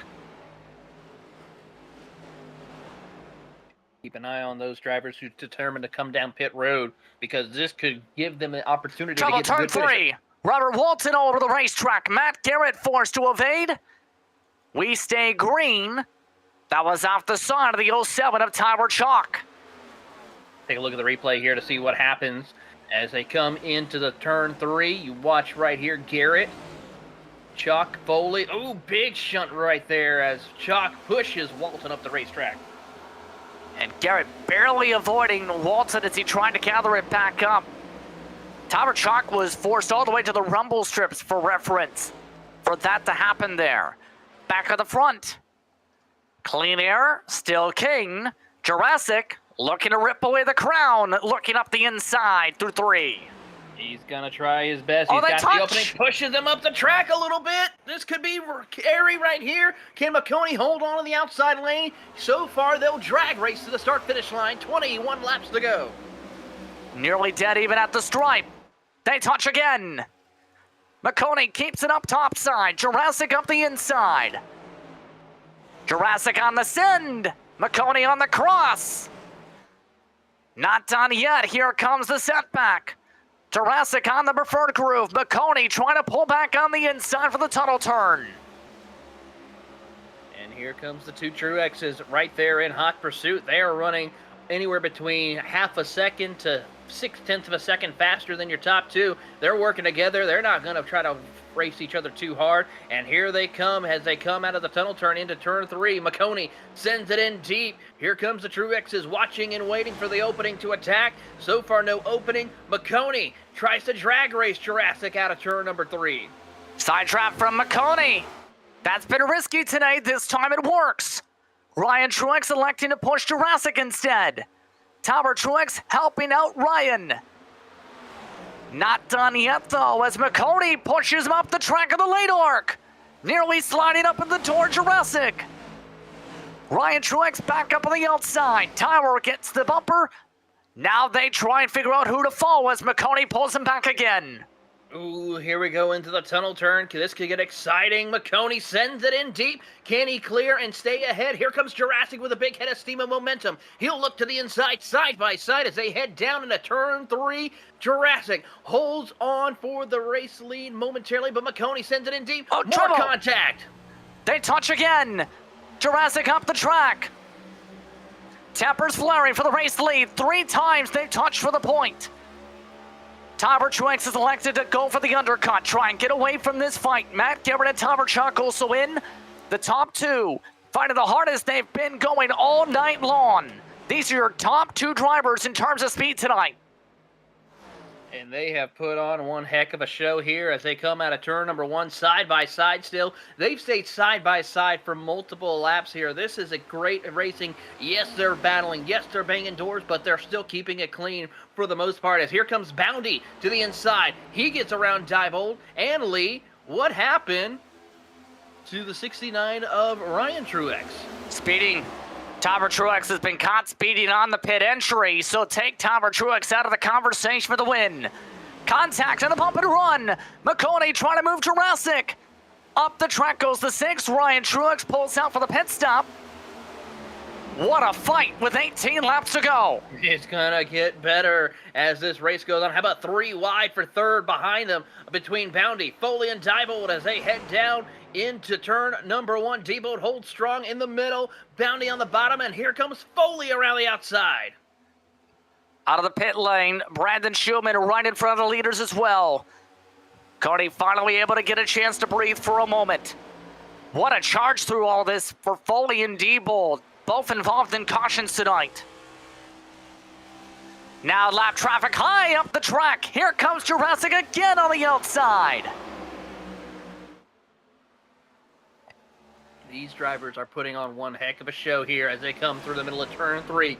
Foley right there in the chance to maybe capitalize on these 2 battling. McConey comes down pit road. Had to come down there and get the service, avoids the speeding penalty. Tyler Chalk, by the way, also caught for 1. Sean Bounty also now in. You'd have to think the 6 has to respond here. This is critical. Will he respond? We'll have to find out as they come out. He's still got to deal with Foley and Diebold right there behind us. Trouble for one driver who stops. Eagles Recreation's caution, and someone stopped on the racetrack. Allen Jr. stopped to tow the race car. What happened down the straight? Oh, looks like he got into the wall there and off of 1. And he tries to tow, but the thing is, at Pocono, that's all racing surface to trigger a caution.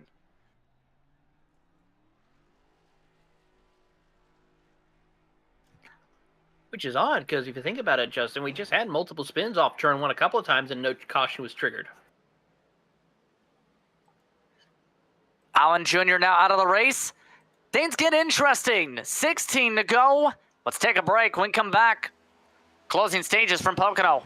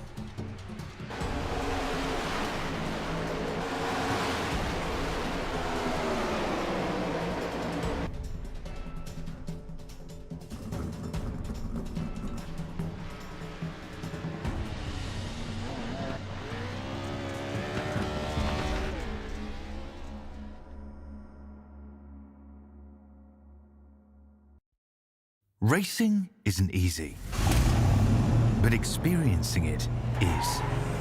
iRacing puts you in the driver's seat with the industry's leading sim racing game. Drive on laser scan replicas of the greatest racing circuits from around the world. Go head-to-head against other drivers chosen by skill-based matchmaking to ensure competitive racing at every level. Compete across all your favorite series. In officially licensed cars, engineered to deliver the most accurate driving experience possible.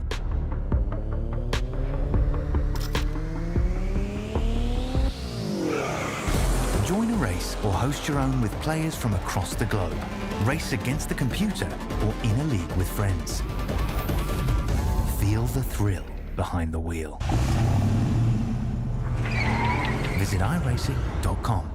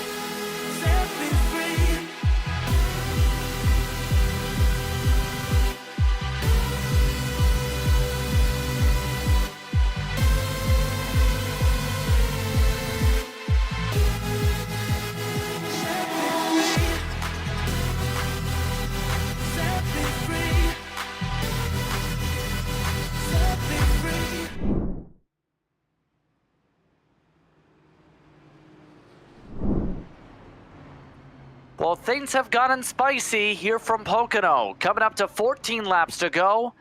Most of the field able to come down, some under green, some under caution. Let's take a look at the replays.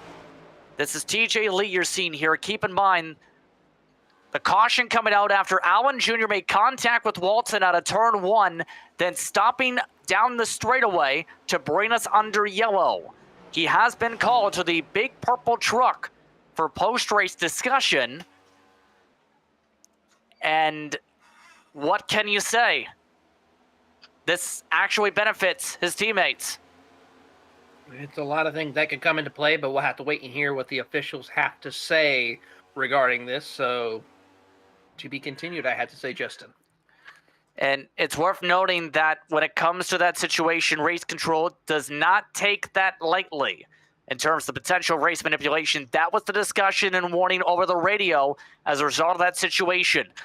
As a result of that situation, Ryan Truex and Matt Garrett are 1 and 2. Walton, Lee, Rainwater, the top 5. Cherry, Condon, Burleson, Bounty, McConey trying to sort out where he's supposed to start here. Then you have Jurassic in the back, also from the pit stop sequence, 11th and 12th for the first ones who just came out of the pits. Yeah, so a lot of things that still have to be considered, but we'll see how it plays out for the drivers as they get themselves set ready to go racing here with going to be coming to 13 laps to go. So a lot of conversation on the radio, but now how does this go? 13 to go. Ryan Truex leading his first laps of the night as a result of that one.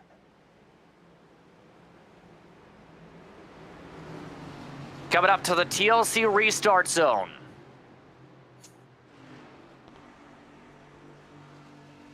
Here's a look back from Ryan Truex. He's been waiting for this chance all night. Has tried for the lead several times. Now he has a teammate alongside for the green.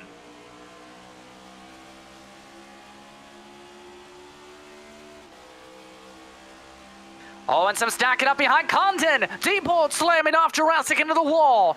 Eagleswood Creations caution flag, and after all that work, the 38 is involved in another incident.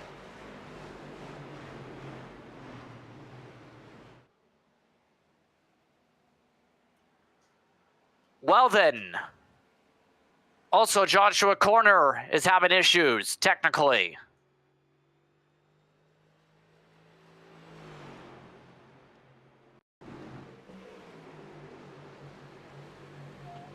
Watch the 25, Taylor. Gonna take a look here at that 25 machine as he tries to get a little bit of a stack up right here. Going okay, then there's an issue with the gear right here. They check up. And trouble for Diebold as he will loop it around and collect a couple of other drivers. The 24 of Neeson, who was having a decent run before his issues in the late stages. And oh, Diebold nearly collecting another driver right there. Here's a look. Again, these cars aren't transparent. He's just pushing, check up, and then bye-bye.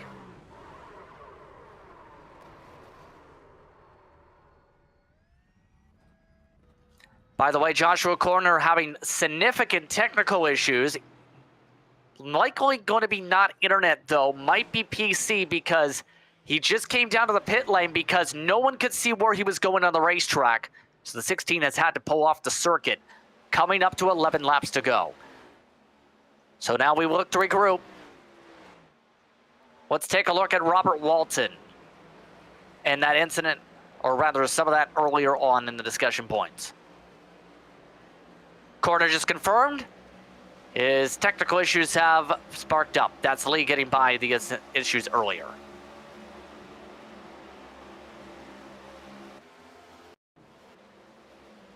This is the incident we were talking about before with Walton.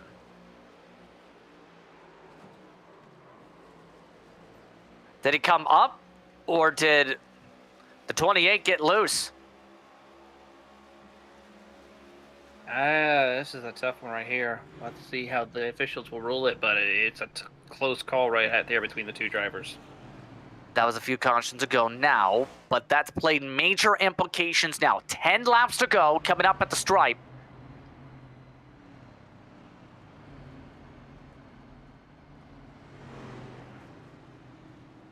They've now canceled the call initially for the purple truck, as race control has reviewed the incident and realized the issue with the right front tire. So they have now cleared Allen Jr. for going to the purple truck. Well, that's a little bit of a relief, I had to say, for Allen, for sure, regarding that situation. He's just returned to discuss things with race control, in fact, as well, and he has apologized for the caution that has really caused a lot here. But in turn, we're back to quintessential Pocono. We certainly are. We're back to the end, and it's going to still be a lot of work left to do. But with 10 laps left to go, you have two championship drivers who could clinch their way in. Two drivers who were mid-pack drivers, as well as those inside the top 5 for most of the race towards the second half, who are looking to see if they can be a little bit of a spoiler. And then you have Matt Cherry right there in the 5th spot, also in contention. Diebold's running out of time to fix the nose again on the 38. And it's been a rough one. Roger Diebold, he's been inside the top 10 a lot, but the problem is every time he's gotten up there, bad luck strikes. It's similar to what happened earlier on in the season when it comes to Milwaukee Mile. It certainly is, and it's going to be a lot of things that are going to change here as the race goes further and further, as we're going to go back to green flag racing with 9 laps to go. Keep in mind, he was originally someone with solid track position then, had technical issues that night, had to back out. He still ended up winning at the Indianapolis Motor Speedway Oval Circuit. That got him on to the next round to at least recover. But if he didn't win the Brickyard, that race at Milwaukee would have been the catalyst for how things could have gone completely different. Instead, deep in the playoff driver trying to do whatever he can to score points here. 17th as we get ready for the restart. Ryan Truex outside, Matt Garrett inside, Walton, Lee, Rainwater, and Cherry, your top 3 rows. And once again, iRacing going to iRacing. Matt Cherry going from a turtle to the top 10 again. You gotta love the strategy play he's been able to pull off here this race, and be able to survive all the chaos that has ensued during this race. We'll see if he can continue that trend as we get further to the end of this race. Would you call crab walking a strategy? Who knows? I mean, if he can keep it on the track still for a little bit longer, and more attacking. So 9 laps to go, coming up to the TLC restart zone. It's been a wild start to the Dark 8. For those just tuning in, your drivers who dominated the early stages of this one and the mid stages, Pocono and Jurassic in the teens, if not double-digit starting spots for this restart. Ryan Truex in control, TLC restart zone. Green flag is out.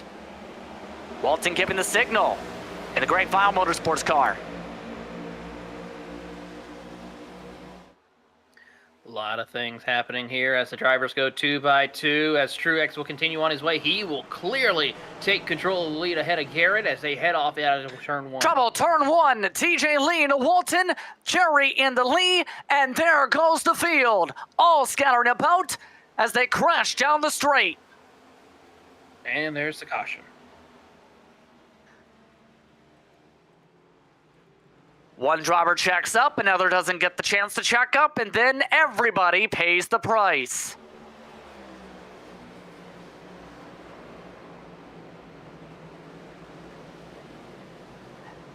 And that counts as your big one as Tower Chalk's hood bounces off 2 cars.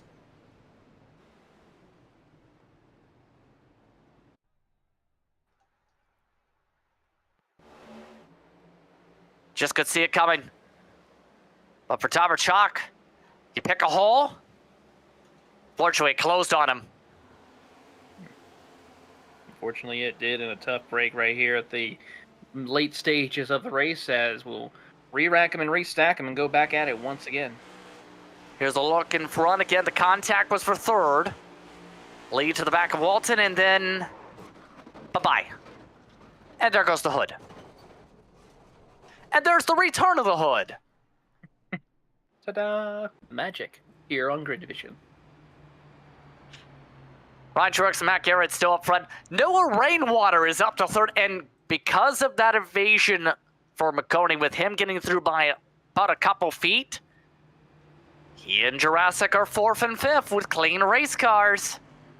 Oh boy, this is going to be exciting because those two have put on a show from the drop of the green flag, and I have a feeling it's not over between those two. Yeah, there was a lot of discussion on the radio they were having during that battling and contact and bumping and running.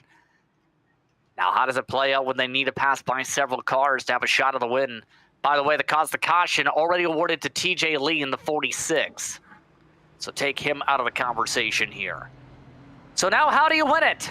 Because things are getting wild here. We've all of a sudden gone full NIS mode. We certainly have, and it's still not a lot of racing left to go, so it's going to be incredible to see how this will play out. For those who are curious what that mode is, they trend for years at Pocono in NIS competition, which is basically the half-distance to full-distance version of the NASCAR Cup Series races, is you end up having caution precautions for at least the first 10, 20 laps. You have a long run for about 40. then when you get to 20 laps to go, somebody brings the caution out, and then you end up doing 5 restarts in 20 laps, and all the green-white checkers, as you look to survive the chaos. That was fun, going through the years. It's been very interesting and a little bit less with the next gen, obviously. But the Gen 6 car, a lot of drivers tore up a lot of cars. Yes, they did. And sometimes I have to say Pocono was not my favorite race to go run when it came to the NIS time. Yeah, some of those moments were magical. And some of the drivers, the series amongst those, a part of the magic. But who pulls off the magic trick tonight to get up to the point here? I'll ask you this again. Who do you think's got it here with how things are going? This is a tough one, I have to say. I'm going to go with either Makoni or Jurassic because those two have speed, they have great handling cars, and they've been able to pull out some amazing stops all day long. Drivers like Tyler Truex, significant damage. Walton getting damage fixed for reference. Damien Neeson from the repairs earlier lost a lap. Joshua Corner, after thunderstorms causing technical issues and costing him track position, has had the internet stabilize around him.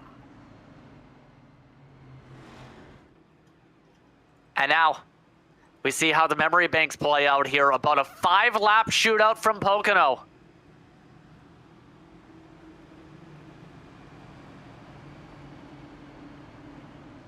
Ryan Truex choosing the outside here. He's chosen that much of the way, but he doesn't have that third car to help in Walton now. No, he does not, and that's going to be very critical to see how this will play out for him and see what he can accomplish for the drivers here today. But remember, too, Greg McConey's gotten some pushes from Ryan Truex on the counterpoint. That's been on the restarts. Does Greg McConey give him the favor back to be able to help him on this restart? Give him the signal. I mean, he could maybe pull it off and see what he can do to get that right signal, but still, it's a lot of things that have to come into play to be able to work for him in this stage of the race, and everyone's going to be a little bit more aggressive through this stage. Once again, for those just tuning in, first race of the Dark 8. Winner, if you're in purple, moves on to the Lightning 4 to battle for the championship. Best running of those is Ryan Truex, obviously. Matt Garrett, his teammate, looking to try and get that chance too. The first to play spoiler or a chance to do so. McConey with Rainwater up to 4th, looking for a season best. And then you also throw Cherry and Jurassic in the conversation as well.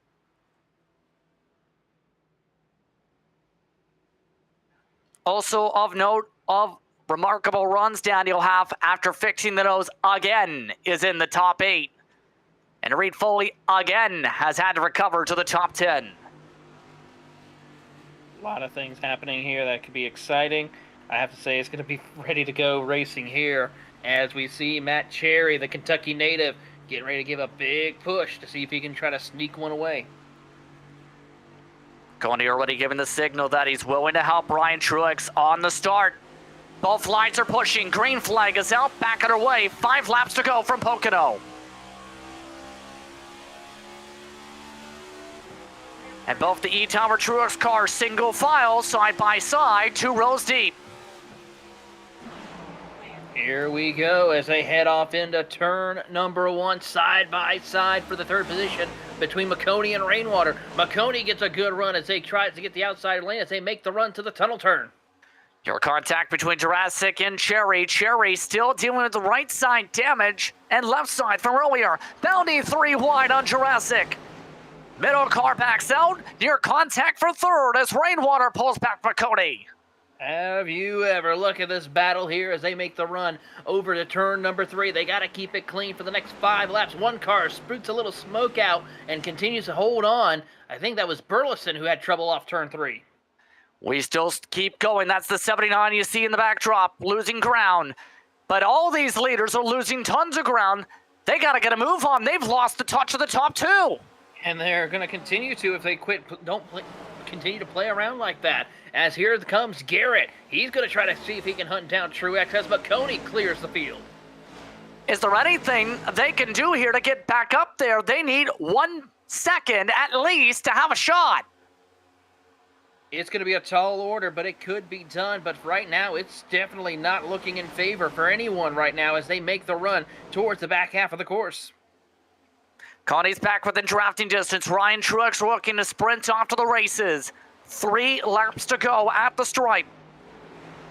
And how things can change over the course of a race. Ryan Truex stayed in the top 5 much of the night, but seemed to be stuck in the draft. Now at clean air, setting sail, at contact at the back of the field. Corner in Newkirk, crashing into the pit entry. We stay green. Keep it clean, keep it green here for these drivers as they continue to work their way around the circuit. And caution is out with 3 laps to go. Reed Foley is up in the wall for the Eagleswood Creations caution. And that was in the heart of the top 5 pack off Sean Bounty. Matt Cherry also in the wall. Right there, you see Cherry and Foley get together, and then looks like the 35 of Bounty will push Foley up the track and turn him right there. That's going to trigger RL Productions overtime. And Reed Foley going to have to fix a lot of damage there. He tried to be aggressive. Didn't work.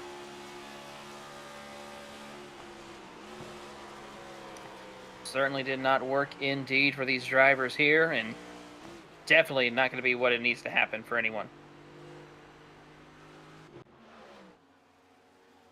So there goes Foley for the damage repair, and that helps the drivers who are losing ground quickly, but now that really makes things difficult. 2 laps to decide it from Pocono. Let's take another look.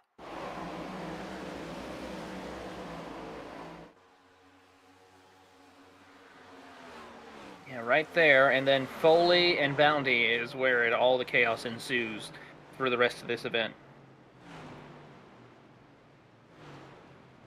Both of them mandatory damage repairs from that incident.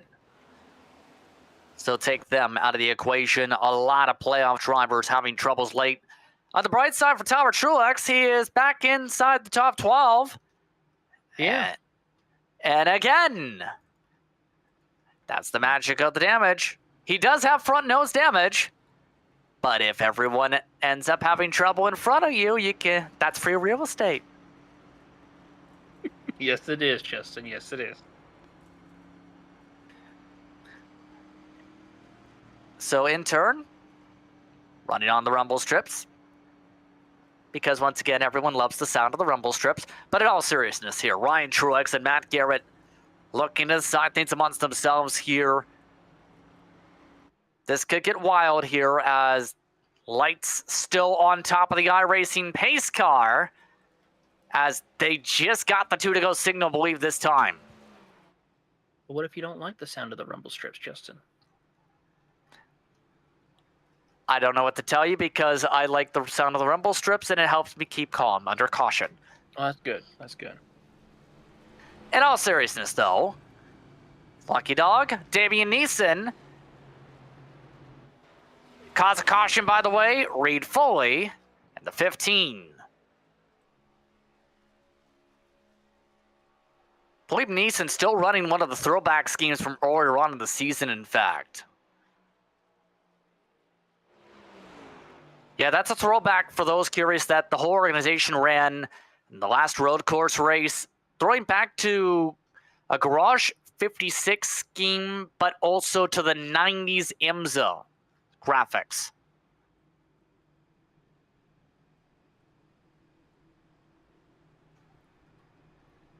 Okay, so now what do we do?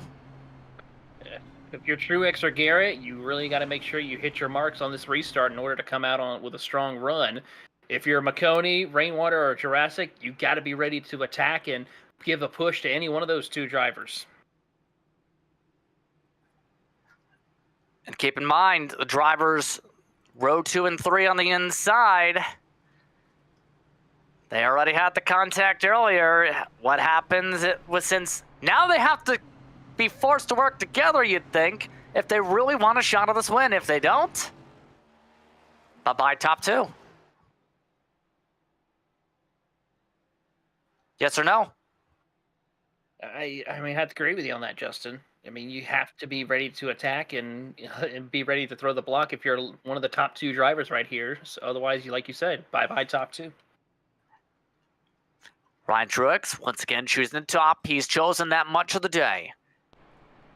Matt Garrett inside. So now McConey starts off inside row 2 alongside Rainwater. There's Jurassic and Bounty. Bounty is dealing with nose damage. Then Half and Diebold. Yes, Diebold is still in the top 10 despite all the troubles tonight.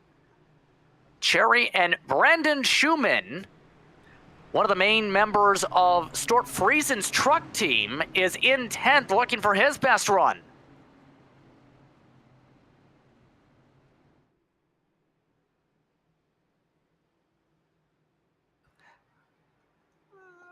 It's been a busy one. That's all I'll say here at Pocono. Oh, and don't forget they're going to Iowa next.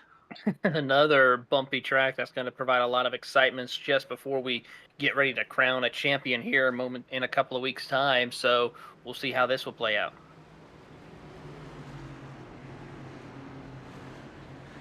So right now, 18 drivers are on the lead lap. With how things have played out tonight, this could go to anybody here at the Tricky Triangle. Once again, RL Productions overtime. Field being told to tighten the gaps as we come to the restart. First of 3 green-white checkered attempts available. If they get to the white flag, next flag ends the race. Simple as that. If they have an incident before the white, that will trigger the next attempt. TLC restart zone. Ryan Truex in command. Green flag is out. 2 to go from Pocono. 5 miles to go.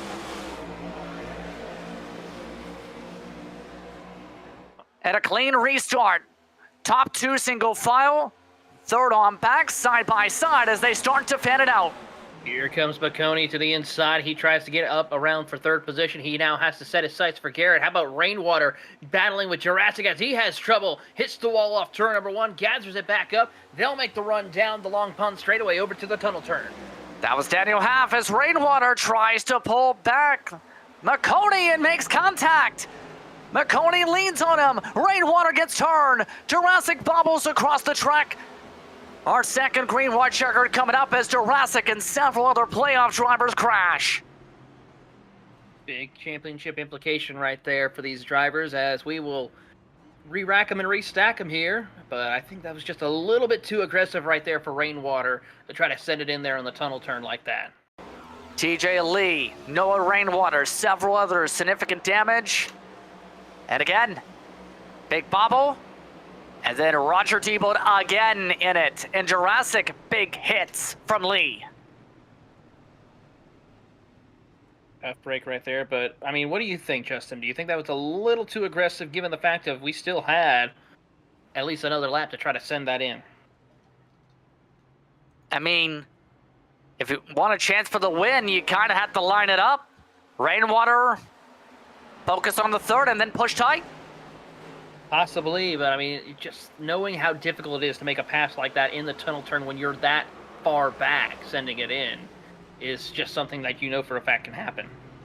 George Corner for good effort also gets himself involved in that one.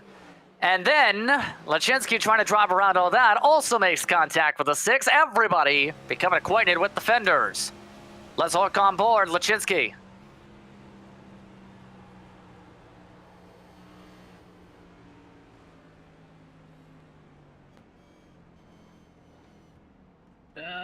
Makes it through the smoke. Oh, close call right there at the end. And then... And that throws away all of that with contact. I'm not sure who he was trying to avoid. The car up at the top was 2 lanes down, but you also had Corner also, I noticed, locked it up for a long time into it. Here's a look at those 2. In fact, they were side by side before it.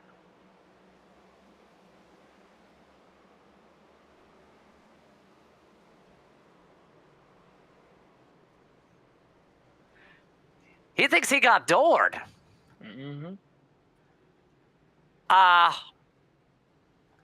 He just wasn't clear, basically.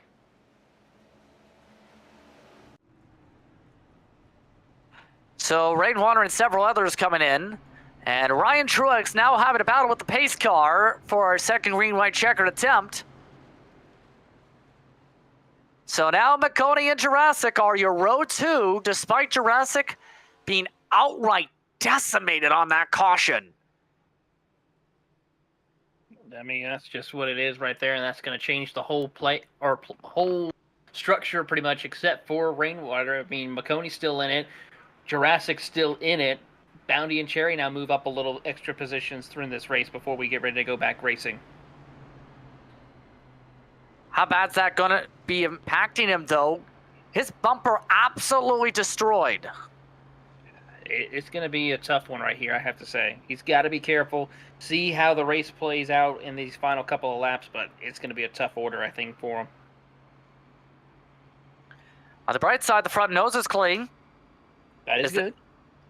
So there's still some speed there. Gotta love the controller work. Once again, Austin Jarvis Sharp producing. So now, just like that, we're running out of clean race cars. For those curious on how many drivers have not recently taken a pit stop of more than 15 seconds, the count is 7. Check that, 8.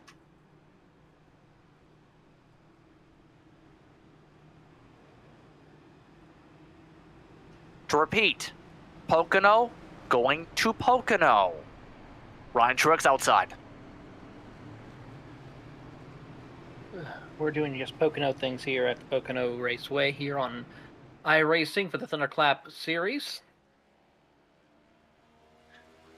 And Ryan Truex with all this has the chance.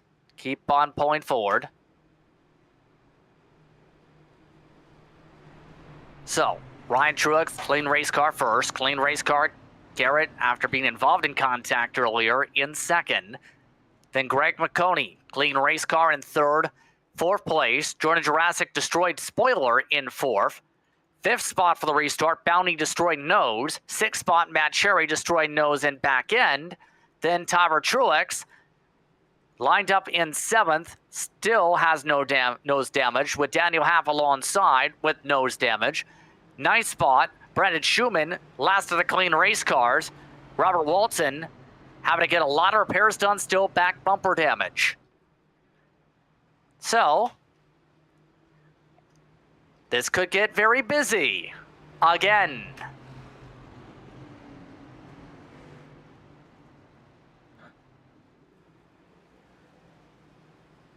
Storm clouds going above when it comes to how the tempo's been played to start the Dark 8.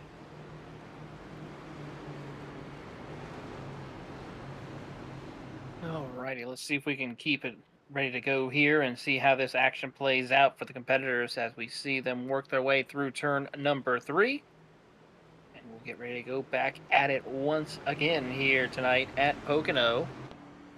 Attempt number 2 for a restart. 2 laps to go. Ryan Truex electing to slow up the tempo. Green flag is out. Aura Productions overtime, attempt number 2. Top 2 clear. McConey looking to clear for 3rd.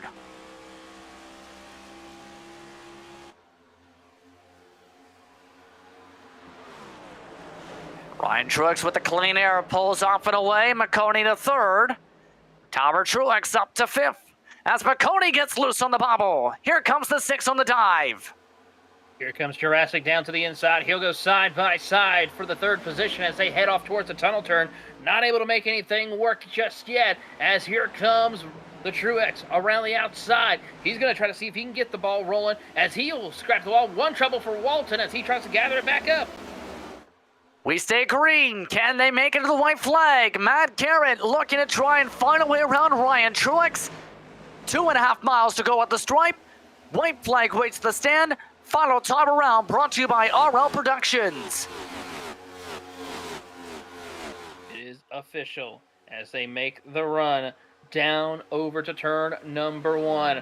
Great drive for Truex to be able to survive the chaos here and pull out a great victory. possibly. He's still got to worry about Garrett, who's got a good run off turn number 1. He's going to try to close in. Can his teammate get there in the dirty air? The top two have broken away from McConey and company. Lots of heavy battling for ninth on back. Debo looking for points. Oh, that's wow. Garrett has one more chance to get to Ryan.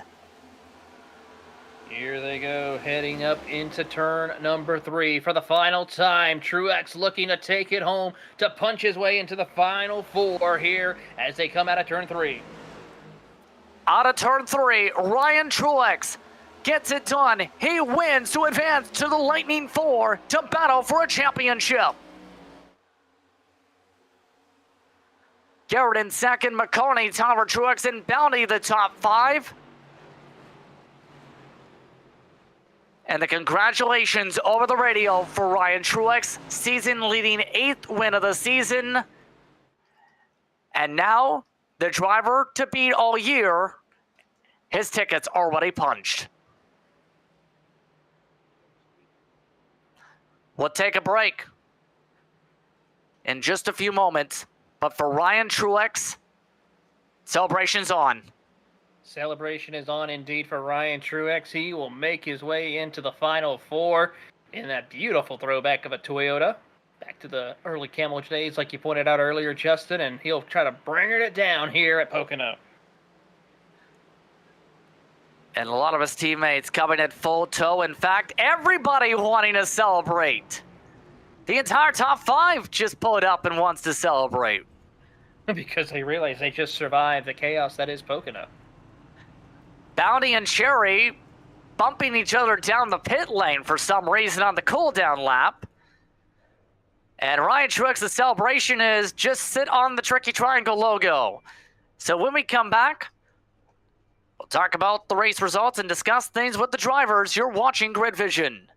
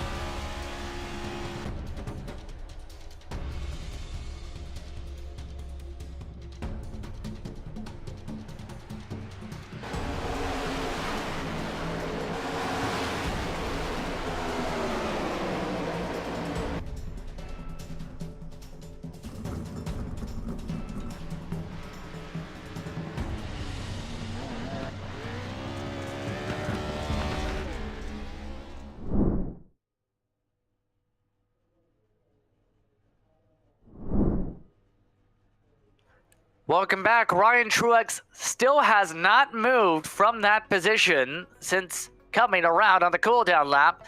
Let's take a look at the unofficial race results here tonight. Attrition coming in big here tonight, to say the very least. Once again, Ryan Truex winning his season-leading 8th dub of the campaign. He's now in the Lightning 4. Matt Garrett, Greg McConey, Tyler Truex, your top 4.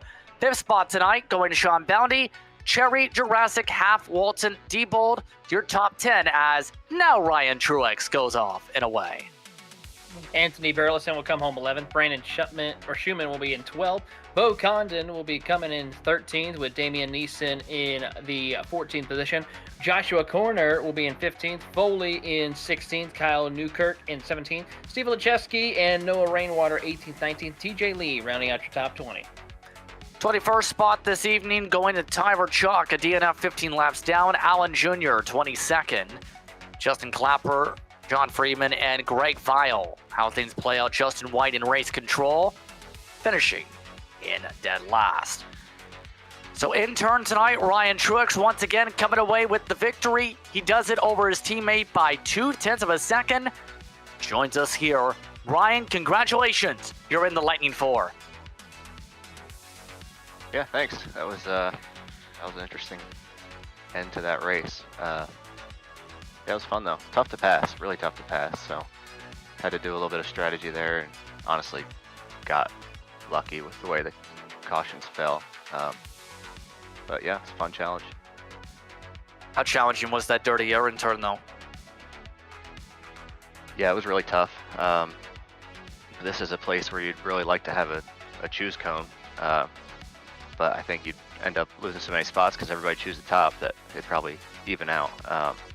Yeah, just dirty air was tough. If you pulled out too early to make a pass and there was, cars lined up behind you, you'd end up on the bottom freight trains. So it was kind of a little bit of a chess match and trying to, hold your ground on the top without getting too much dirty air and losing the corner completely. A balancing act with that, but yeah, all worked out.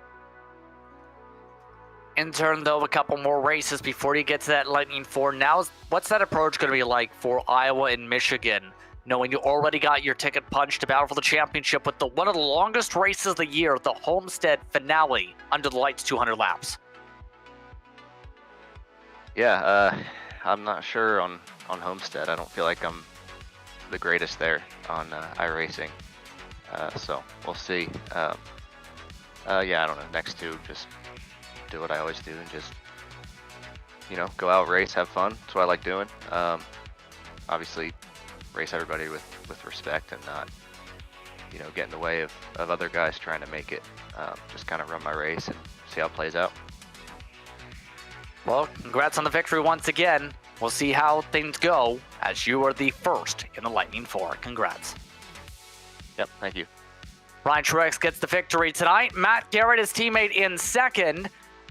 Once again, so close, yet so far for the 3. He's with Taylor. Here with Matt Garrett. Matt, you come home with a strong second place finish, a good 1-2 for TCI Racing for you two drivers. And of course, a lot of things going on with how to handle it, but a good points night to maybe work your way in, possibly into the Final 4. Walk us through this race. Really tough race with this combo. The track and the car, it was really hard to pass. It was a little relief after the first stage. The guys started to get on different tire strategies so you can make things happen with guys on older sets of tires. But, it was a rough day for the 3 car. We had to fix some damage there, miss a couple of wrecks, and giving up stage points like that early in the race, we knew we were committed to the finish. So luckily it worked out for us tonight.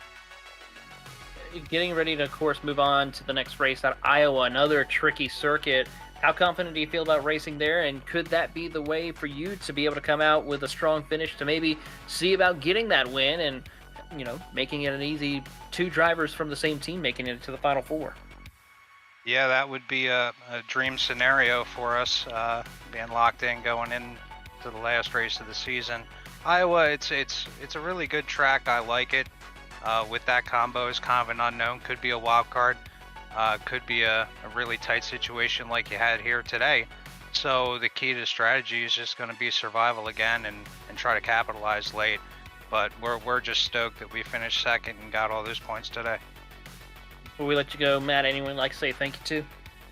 Yeah, thank you to Grid Vision, everything you guys do, RL Productions, Clapper, all the guys, Justin White and Thunderclap to make this thing happen. These guys are just top caliber drivers. It's super hard to win one of these things against these pros.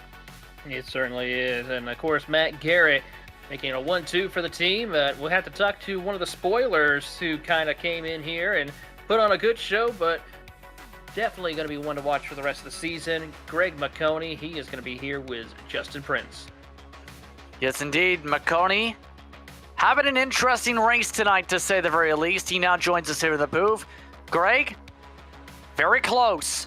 Tonight, most laps led. Your thoughts on how things break down in turn tonight? Frustration. I had the position coming off of pit road when the yellow came out ahead of Ryan and Garrett, but iRacing has this glitch or whatever it is that it told me to wait on Bo to pass me. And when you have to wait on somebody and other people pass you, it gives them the positions, which pushed me back to 9th.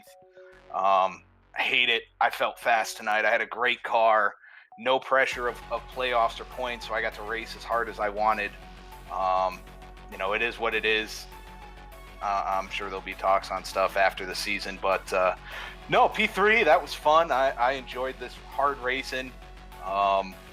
I love this place. Just frustrated with that little incident. Otherwise, I felt I had a perfect race going. Yeah, I was hearing some of the discussion on that, and that's interesting in terms of the context in terms of that as well. But you also had a hard-fought battle with Jurassic. What was that emotion like in terms of the battling back and forth, bumping and banging, battling for the lead? Some of the best racing we've had all season from the viewer perspective, but what was it like from the driver perspective? It was fun. I always like racing Jordan. He frustrates me but pushes me at the same time, so he's always a blast to race against. He already reached out to me in message afterwards saying one of the big time that he got into me and shot me up the track, he had shifted to third on accident. But him and I got together a few times before, and it just kind of, you hit me once, shame on me for letting you get there. You hit me twice. All right, now it's personal. Well, Iowa's next. Your opinions on corn and racing at a cornfield? Normally, I like Iowa. I have not tested what the truck's going to do there. I've heard rumors it's going to be tight, but with 60% fuel, it should loosen it up. You know, we'll see if it's going to be a single lane track all around and it's going to be move somebody to get the spot, or if it's going to open up and we're going to have some double wide racing. I'm excited though. Like I said, no more pressure, no more having to race for points or anything like that. So I get to go out, race hard since I'm not in the playoffs anymore, and we're going to go have some fun. Well, congrats on the top 3 tonight. One of your best races all season. Absolutely. Thank you. I got to thank my wife, Sydney. Thank the family that I know is watching. Everybody's kind of been shooting me messages already. I don't have any actual sponsors, but I do have some other sponsors of Boffman Excavating, and I got to thank Pocono Crafting and Design, which is my wife's crafting company. I got to thank them. I got to thank Justin White for being up in the booth and race controlling all of us, Clapper and all those guys that put this league on, Bo and all of them.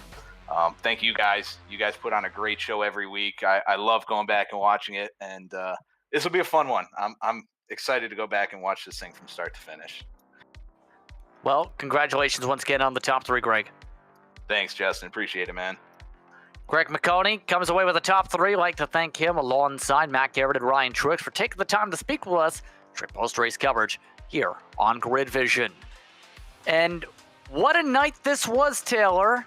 Pocono doing Pocono things, but it's Ryan Truex doing Ryan Truex things. It certainly is, and he's definitely going to be one to watch. He's always been one to watch with a Thunderclap iRacing series presented by TLC, and he's always going to be a threat from start to finish. It's just only a matter of time to see what he can accomplish in the real world, as well as also here in the virtual world. In turn, let's take a look what's coming up here on Grid Vision. And a couple more races to keep an eye on in the coming days, such as NIS Open. It's Daytona, and it's under the lights. Can you survive a super speedway?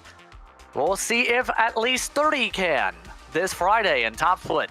And the Global Racing League's Truck Series heads to the Milwaukee Mile, which has had some entertaining racing. Tire differences huge at the Milwaukee Mile. Clean air huge. 12:30 p.m. Eastern Time. Once again, be sure to keep an eye on Grid Vision and follow along via our social media pages as well as the YouTube page. Hit the subscribe bell to keep an eye on the action. After all, did you know 60% of you do not subscribe? Would you like to turn that to 0% in terms of not subscribed? Turn that around now. On that note, though, it's time to say goodbye. For our broadcast partner tonight, Taylor Burris, for Austin Jarvis-Shire, I'm Justin Prince saying so long. Enjoy the rest of your evening. You've been watching the Thunderclap iRacing Series playoffs presented by TLC Incorporated from iRacing's virtual Pocono Raceway. Good night from Pocono.